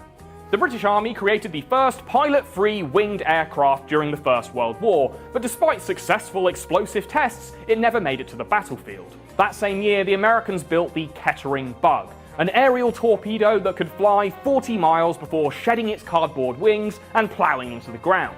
But it too never fulfilled its destiny of blowing anyone to bits. Other human-free winged flying things followed over the next few decades, but they were mostly used as target practice or to test fancy new weapons systems. Reconnaissance UAVs were first deployed on a large scale during the Vietnam War, but it would take another few decades before the drones finally took revenge on their flightless, fleshy creators.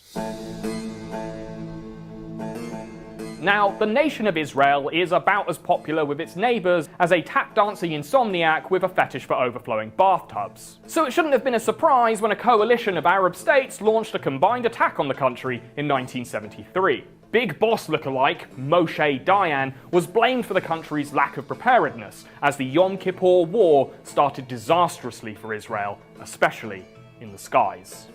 The Israeli Air Force's American fighter jets were being intercepted by Soviet-made surface-to-air missile systems given to the Egyptian military. At this time, the Cold War titans treated the Middle East like their own personal weapons testing playground, with the Yom Kippur War serving up proof that Soviet missiles were a colossal threat to America's pricey fighter jets. How about the American equipment? Has any of that come into action? What should I say? Yes or no? What's good for our relationship? Anyway, we're very happy. Israel would go on to win the war on the ground, but the battle for the skies had been punishing, with the IAF losing 50 planes in just 3 days. Enter Abraham Kerem, a young aeronautical engineer who would solve Israel's Soviet missile problem and earn himself the unofficial title of the Drone Father. His Tadiran Mastiff was the first modern surveillance drone. With a built-in gyro-stabilized television and panoramic camera, it provided real-time aerial reconnaissance. Alongside the IAI Scout, the Mastiff would change modern warfare forever. When Israel invaded southern Lebanon in 1982, the Israeli Air Force once again encountered Soviet SAM missiles, 19 of them to be exact, which Syrian forces had lined up in the Bekaa Valley. Anticipating Israeli fighter jets, Syria parked their own planes, hoping to make every jet in the sky a confirmed target. Instead, Israel sent in the drones, with the afternoon sun behind them, degrading enemy optical guidance systems. The decoys drew missile fire and activated enemy radars, while others took aerial footage and verified SAM battery locations through their radar's frequency. It was only then that the Israelis scrambled their fighter jets, timing the attack while the Syrians were reloading.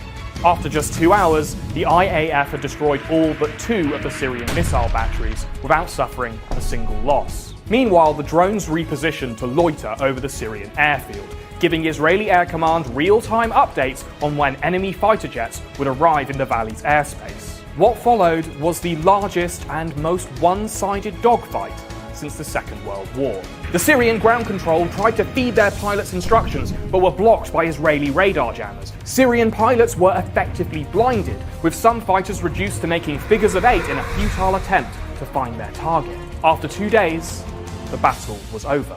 85 Syrian fighter jets and 29 missile batteries littered the Bekaa Valley floor, and not a single Israeli casualty was recorded. A devastating drone-fueled victory that became known as the Bekaa Valley Turkey Shoot, and no one was watching as closely as the Americans. After a taste of success, the Drone Father moved to Hollywood and started his own drone business out of his garage, while an American and Israeli joint operation upgraded the IAI Scout to carry a much larger payload. The RQ-2 Pioneer quickly became the workhorse drone of the US military, and was launched via this cool-ass catapult thing. It flew thousands of hours during the 1991 Gulf War, where it provided route reconnaissance for attack helicopters and used its laser designator to pinpoint Iraqi artillery. But what was a lot more interesting was the Pioneer's contribution to psychological warfare. During the campaign, Iraqi soldiers quickly associated the Pioneer's signature lawnmower hum with the likelihood of them getting blown to bits, which led to this seminal event captured on Failaka Island, where human soldiers surrendered to an unmanned system for the first time in history. Secretary of Defense Dick Cheney praised the RQ-2 system in his report to Congress and launched the American drone industry into the 21st century. I hear America's gonna drone strike us. Oh, well, they better not.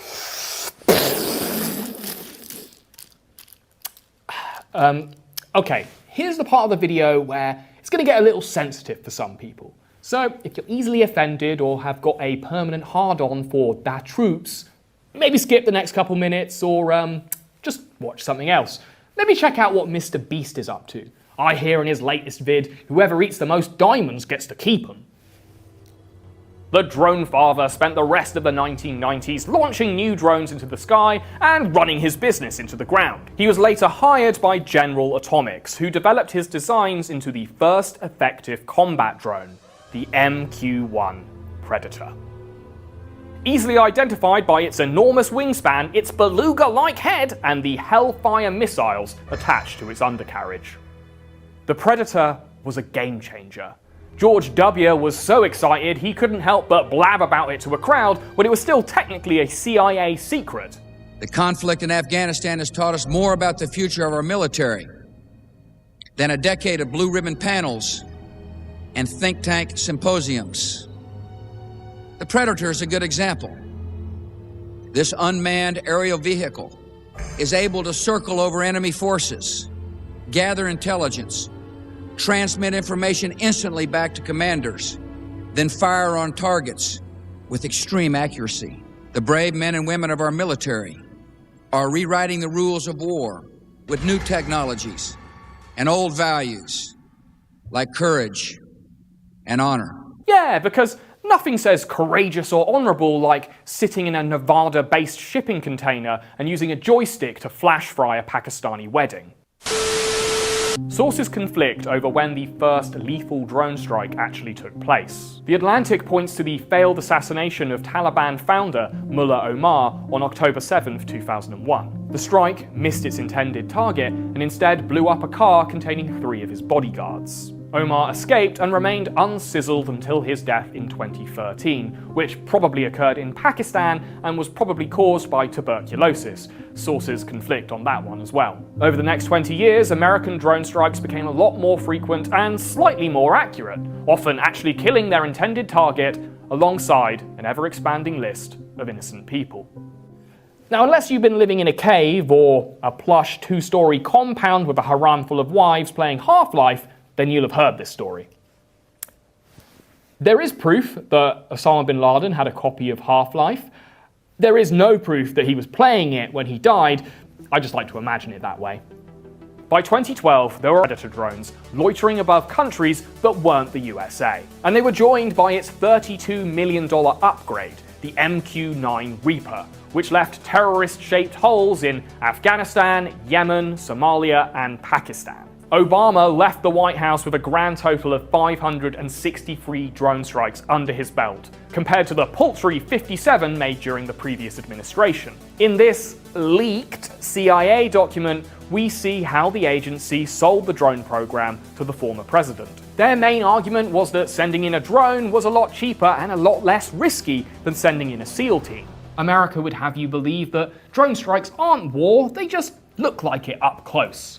Zoom out and you'll see that they're actually a cost-effective alternative. And this plays out, as the majority of their drone strikes have been conducted in countries where America hadn't even officially declared war. These, I suppose you could call them special military operations, also took place in countries without air defenses or with no inclination to use them. The American government's stated objective was to continuously decapitate terrorist organizations, hoping that they would devolve and disintegrate under progressively incompetent leadership. Listen, I am the most Al-Qaeda one here. They came up with a cute little metaphor for this strategy, calling it mowing the grass, spelling out the need for regular maintenance and the strategy's major downside. Obama-era counterterrorism expert Bruce Riedel explains, "You've got to mow the lawn all the time. The minute you stop mowing, the grass is going to grow back." Studies generally, although not uniformly, indicate that strikes can reduce the number of terrorist attacks for 1 to 4 weeks in locations where strikes occur. Maybe mowing the grass is the perfect metaphor, because if you know anything about lawns, which I happen to, you'll know the more grass you cut, the faster it'll grow back. I don't know about you, but if someone blew up all of my male family members when I was 9, I'd be liable to still be a bit angry about it 10 years later. Of course, all this generational trauma is great news for drone manufacturers, as these things are expensive and accident-prone. It's a billion-dollar industry, so there are a lot of companies trying to get in on the action. When the US first started fighting terror with terror, their reported aim was to eliminate Al-Qaeda altogether, which kind of half worked. Let me explain. The core group that instigated 9/11 have either died, disbanded, or been permanently imprisoned, while the overall group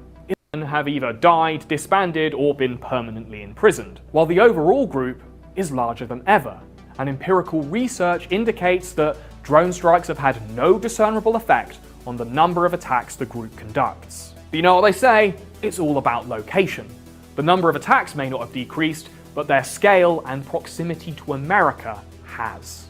That no matter how long it takes, no matter where you hide, if you are a threat to our people, the United States will find you and take you out.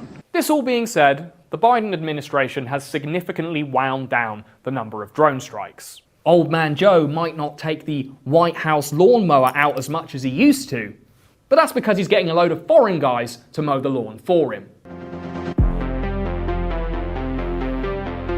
The biggest impact of America's decade-long drone campaign is that it set the precedent that extraterritorial murder was A-OK as long as you did it with a flying robot. Since 2005, armed drones have become the must-have accessory of every bloodthirsty military with a bloated budget. The US has sold drones to NATO members and approved selling to India in 2018, leaving non-NATO countries to fend for themselves. They could turn to China, who sell the K-Hong 3 and 4. Saudi Arabia, Egypt, and the UAE have all imported them.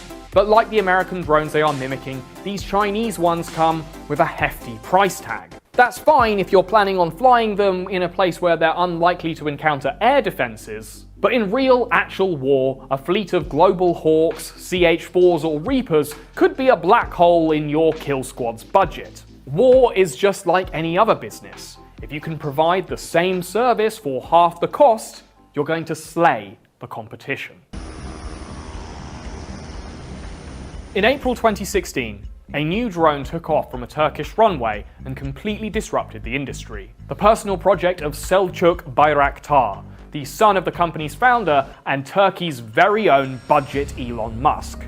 A celebrity aeronaut endorsed by the Erdogan regime. Actually, he's part of the family, the son-in-law to the president, whose every tweet is met by a swarm of simping reply guys. When the TB2 was first launched by the Turkish military, it was a brutal success, collecting 72 confirmed kills in its first month. When the TB2 was exported to Azerbaijan for their conflict with Armenia in 2020, the propaganda it produced was just as valuable as the targets it exploded. Footage of the attacks was shared on digital billboards in the capital of Baku. It's a quick-fire montage of tanks, logistical targets, and trenches of Armenian soldiers getting obliterated by the TB2. I'm not going to show you that footage, but if you want to see it, it's still up on the Azerbaijani Ministry of Defence's YouTube channel. The Erdogan regime has taken every opportunity to showcase the TB2 as a source of national pride, at a time where the only thing soaring higher than their drones is their rate of inflation.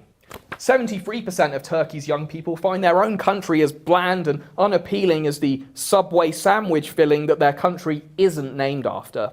And Bayraktar's own celebrity has been supercharged. Rarely photographed out of his aviator shades, he's just like Maverick, except his targets aren't politically vague NPCs. The TB2 is impressive though.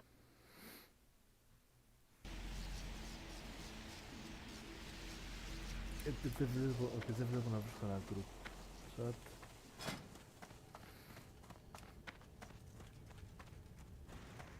Μπορώ να πάρω το level up στα χέρια μου και να κάνω κανένα quest στα μένα.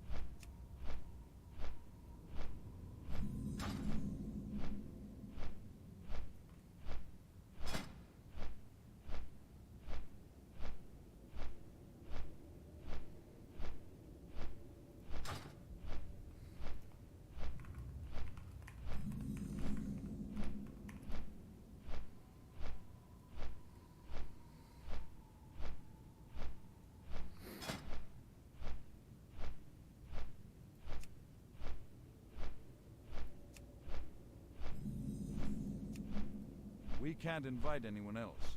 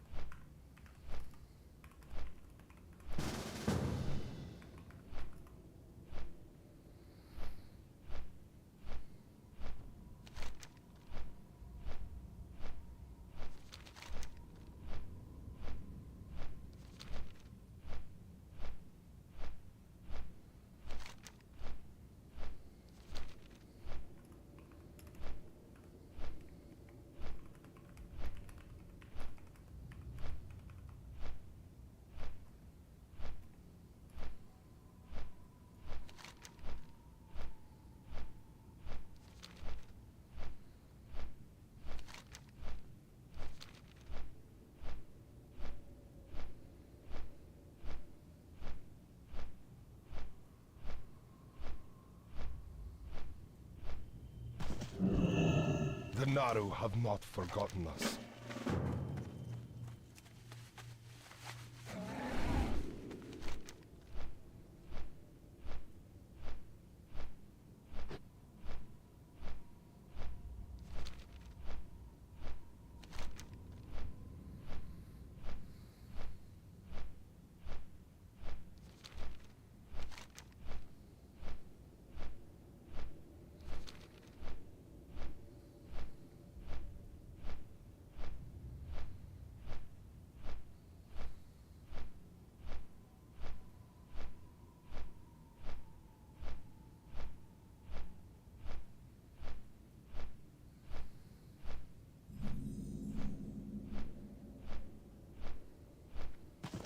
Well met. Goodbye. May the eternal Hello. Ah, I've been expecting you. I am honored. Good luck, friend.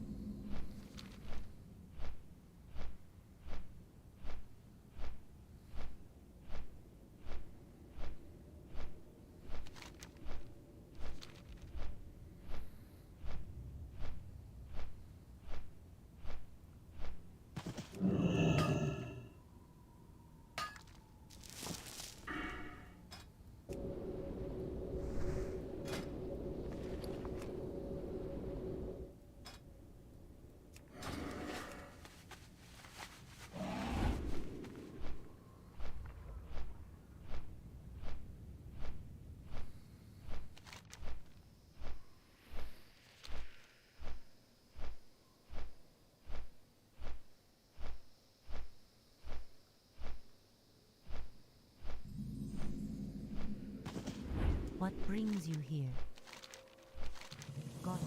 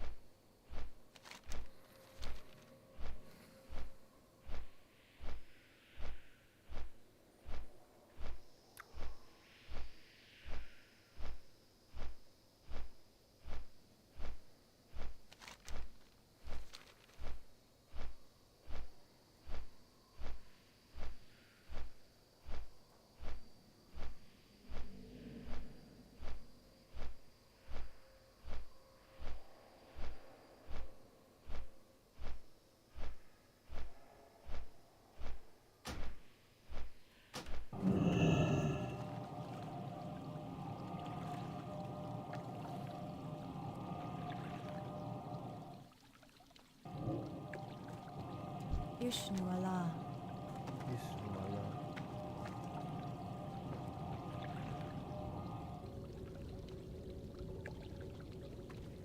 Farewell.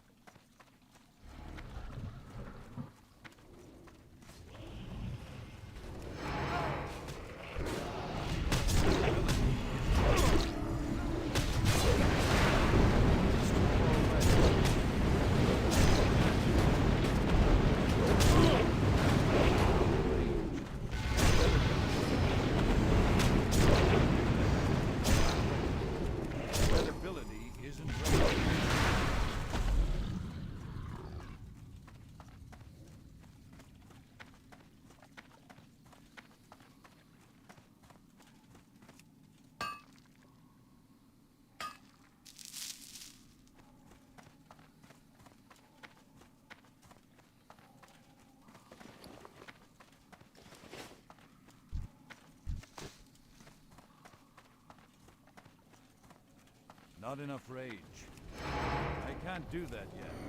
That ability need more rage.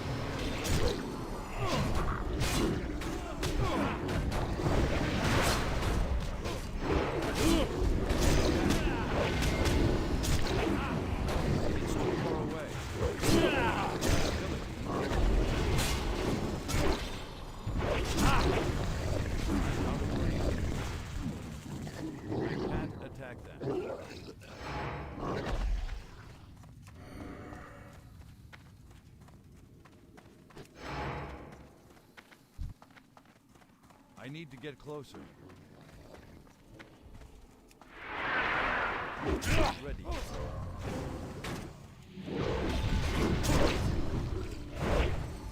That ability isn't...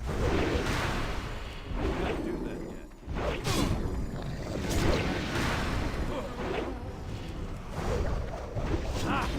That ability isn't ready.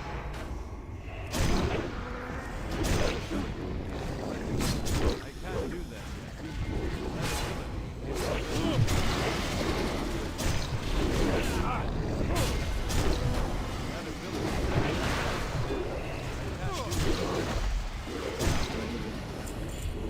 Need more rage. I don't have a target. Άντε να πάω level 66.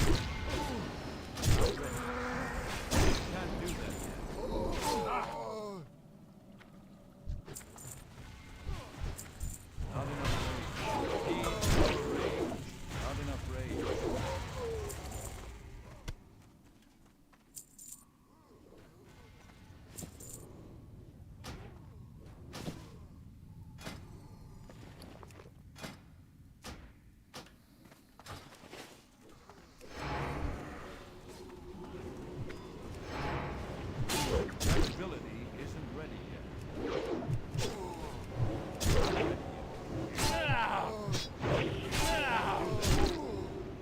That ability isn't ready yet. I can't do that yet. Not ready yet. That ability isn't ready yet. I can't do that yet. That ability isn't ready yet. I'm ready. That ability isn't ready yet.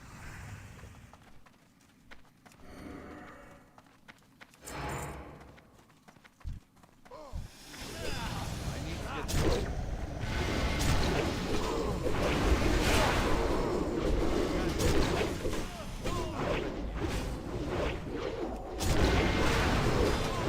I can't do that.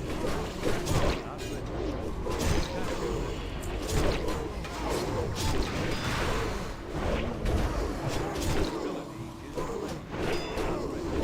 I can't do that.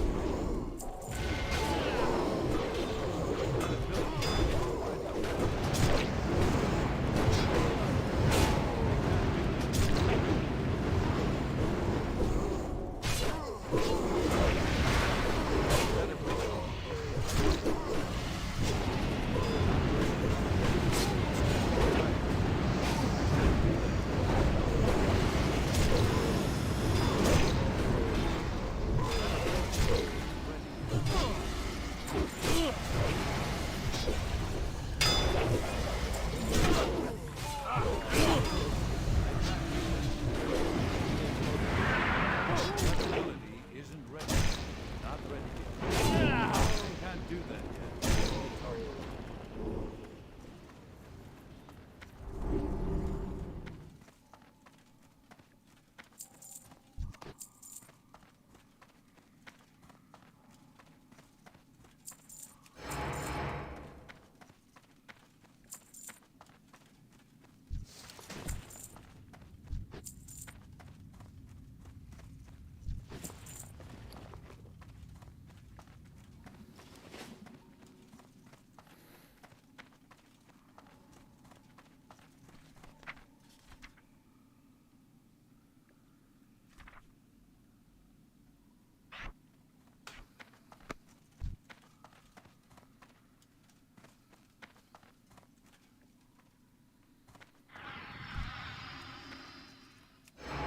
That ability isn't ready yet.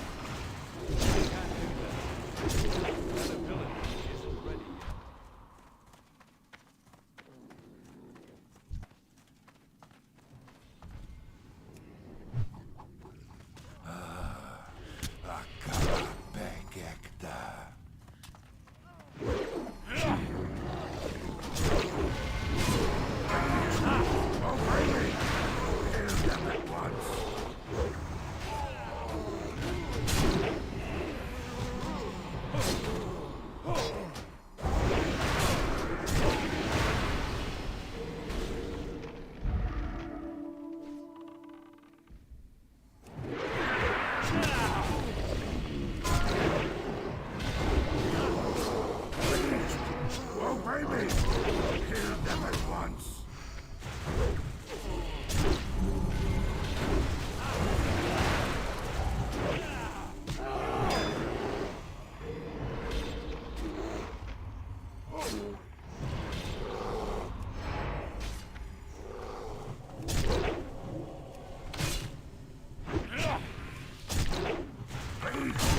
Obey me! Kill them at once!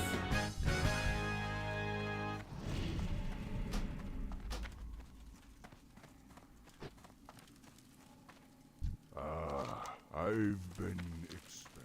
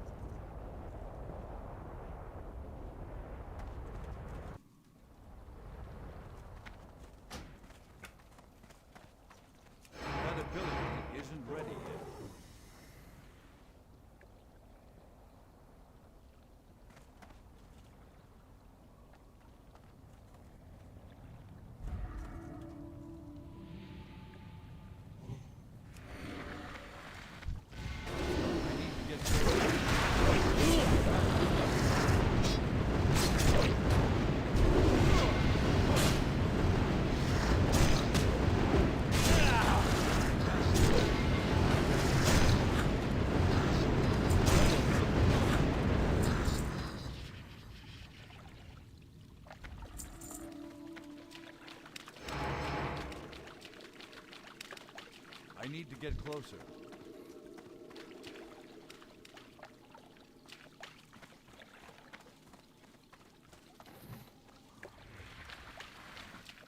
It's too far away.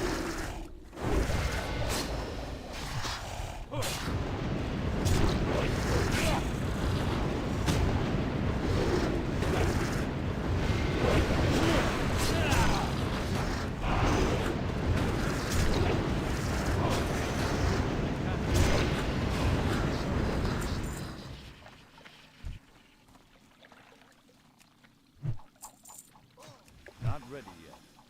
I can't do that yet. That ability isn't ready yet. I can't do that yet. Not ready yet. That ability isn't ready yet. I can't do that yet. That ability isn't ready yet. Not ready yet. I can't do that yet. I need a target.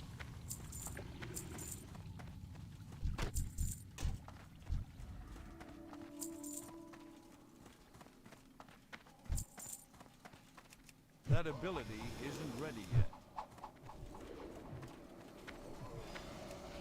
Not ready yet. I can't do that yet. That ability isn't ready yet. Not ready yet. That ability isn't ready yet. Not ready yet. I'm out of range. I can't do that yet. That ability isn't ready yet. I can't do that yet. Inventory is full. It's too far away. Not ready yet.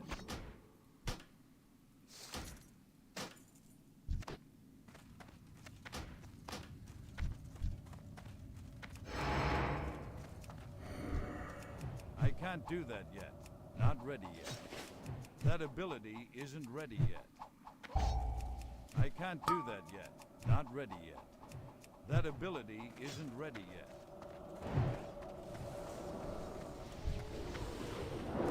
Not ready yet. I can't do that yet. That ability isn't ready yet. I can't do that yet. Not ready yet.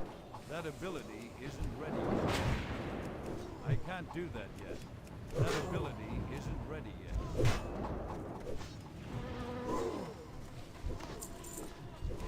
Not ready yet. I can't do that yet. Not ready yet. That ability isn't ready yet.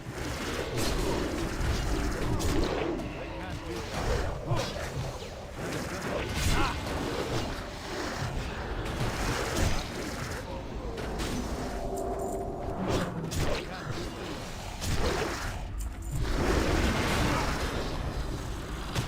That ability.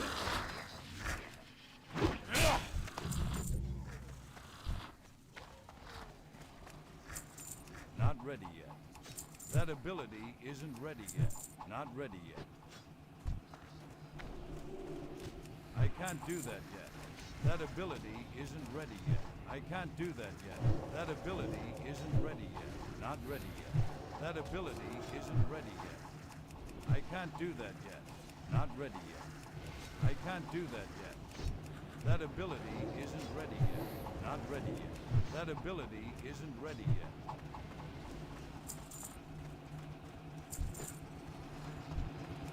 I can't do that yet.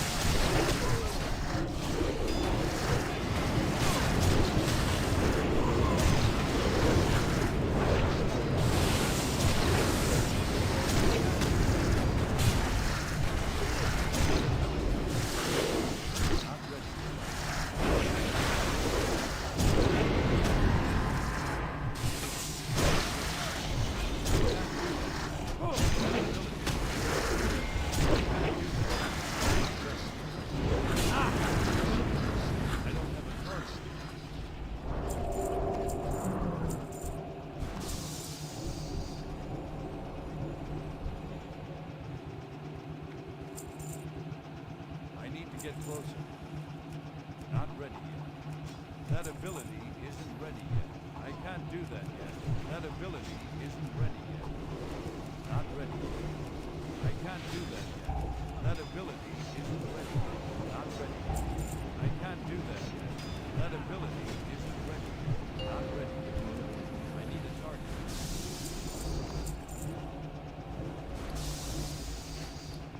It's not ready yet.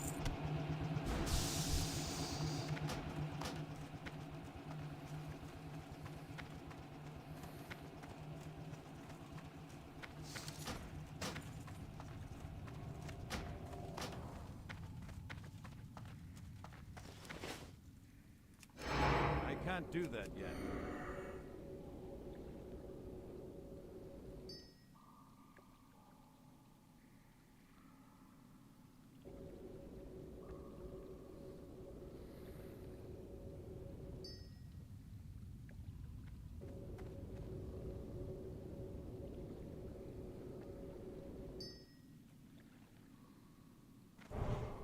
I'm out of range.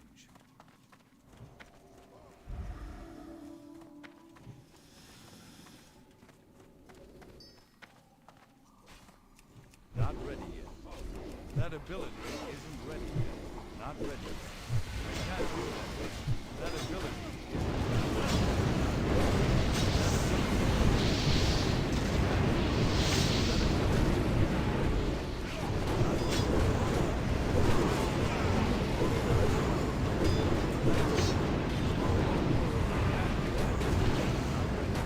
That ability isn't ready yet.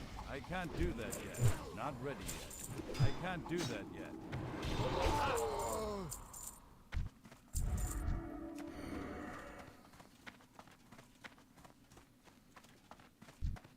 It's too far away. The work must continue. That ability isn't ready. I can't do it.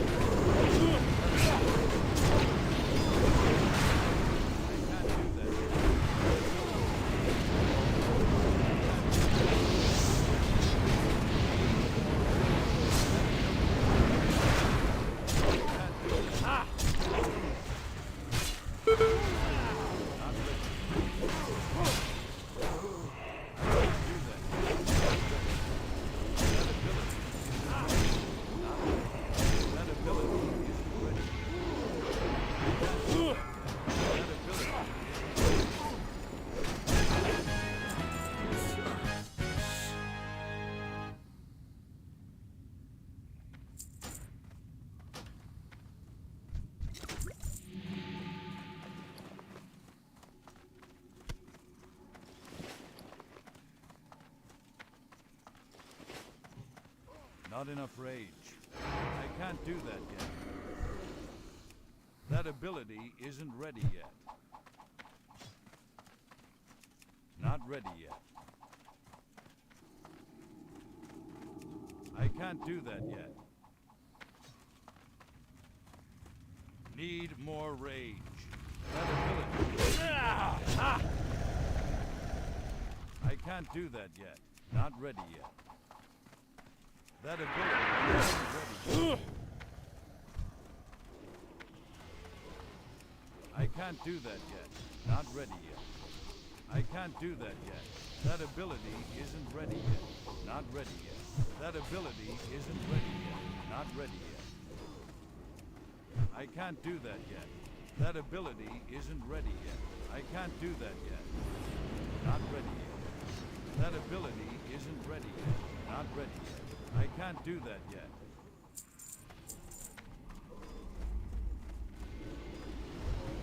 Not ready yet. That ability isn't ready yet.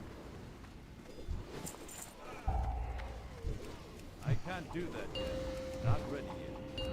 That ability isn't ready yet. I can't do that yet. That ability isn't ready yet. Not ready yet. I can't do that yet. Not ready yet. That ability isn't ready yet. Attack that target.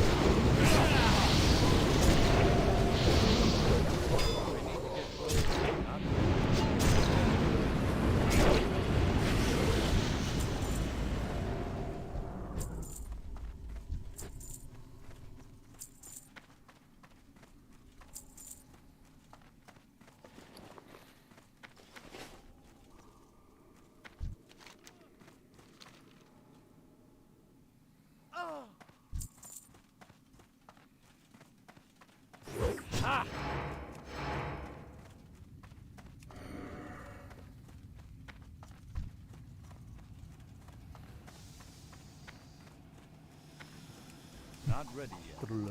That ability isn't ready yet. I can't do that yet. Not ready yet. That ability isn't ready yet. I can't do that yet. Not ready yet. I can't do that yet. Not ready yet. That ability isn't ready yet. I can't do that yet. That ability isn't ready yet. Not ready yet. I don't have a target. I'm out of range.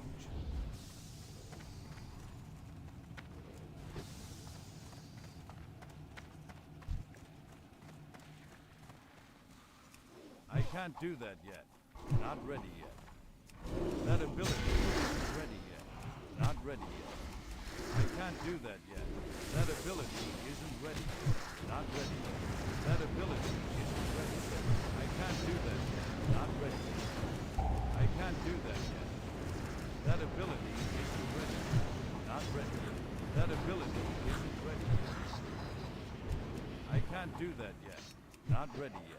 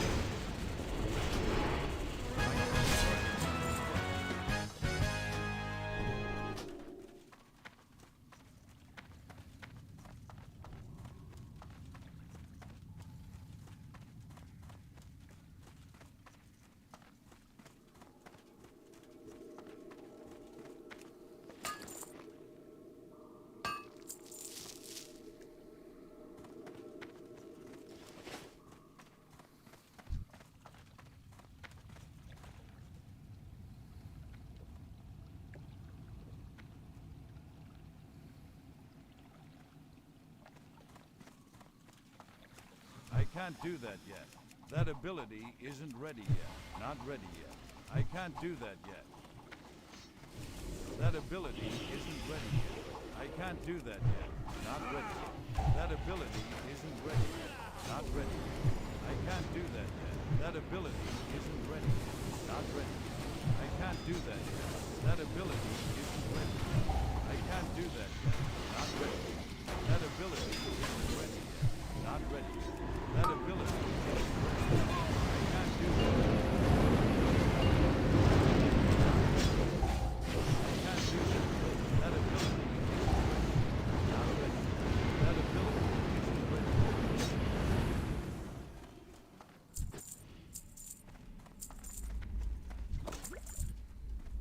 yet. I can't do that yet.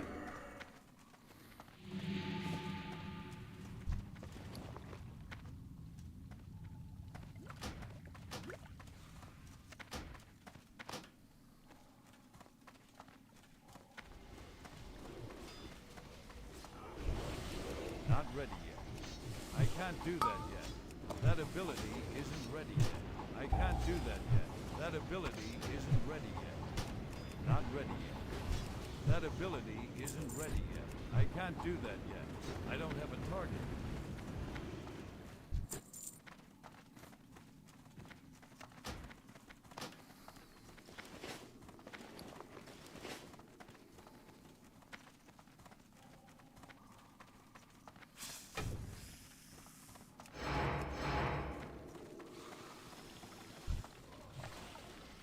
Not ready yet. That ability isn't ready yet. I can't do that yet. Not ready yet. That ability isn't ready yet. I can't do that yet. Not ready yet. That ability isn't ready yet. Not ready yet. I can't do that yet. Not ready yet. I can't do that yet. That ability isn't ready yet. I need to get closer. I can't do that yet. Not ready yet. That ability isn't ready yet. Not ready yet. I can't do that yet. That ability isn't ready yet. I can't do that yet.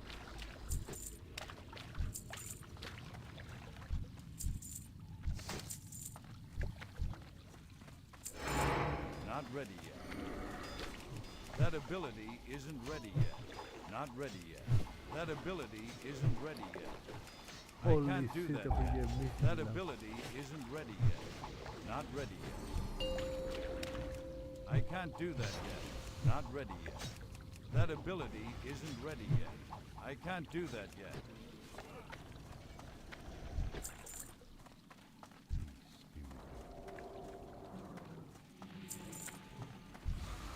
Not ready yet. I can't do that yet. That ability isn't ready yet. Not ready yet. That ability isn't ready yet. I can't do that yet. Not ready yet.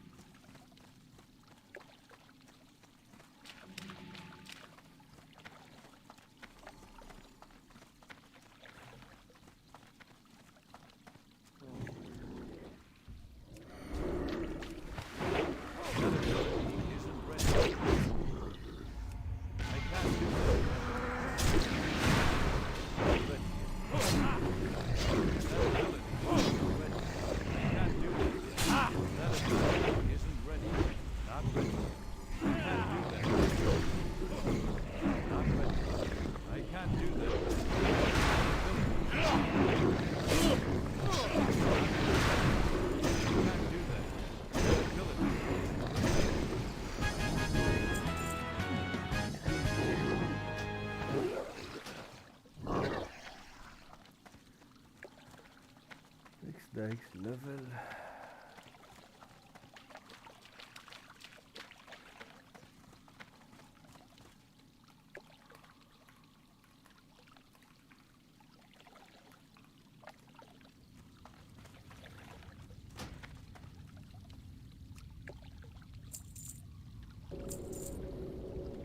Hareket. Hareket.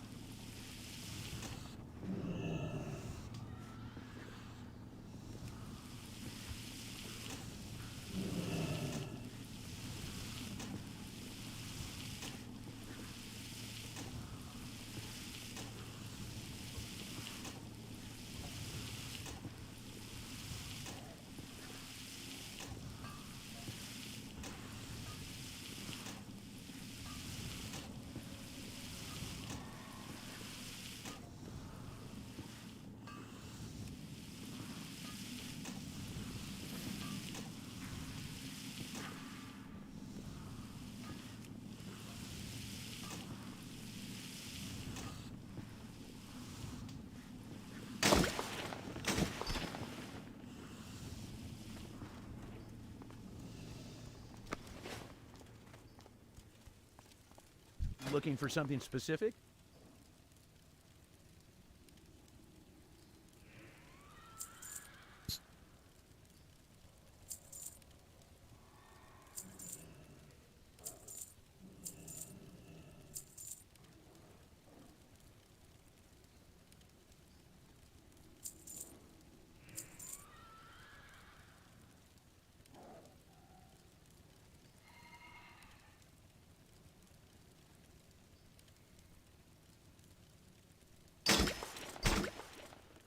Safe travels.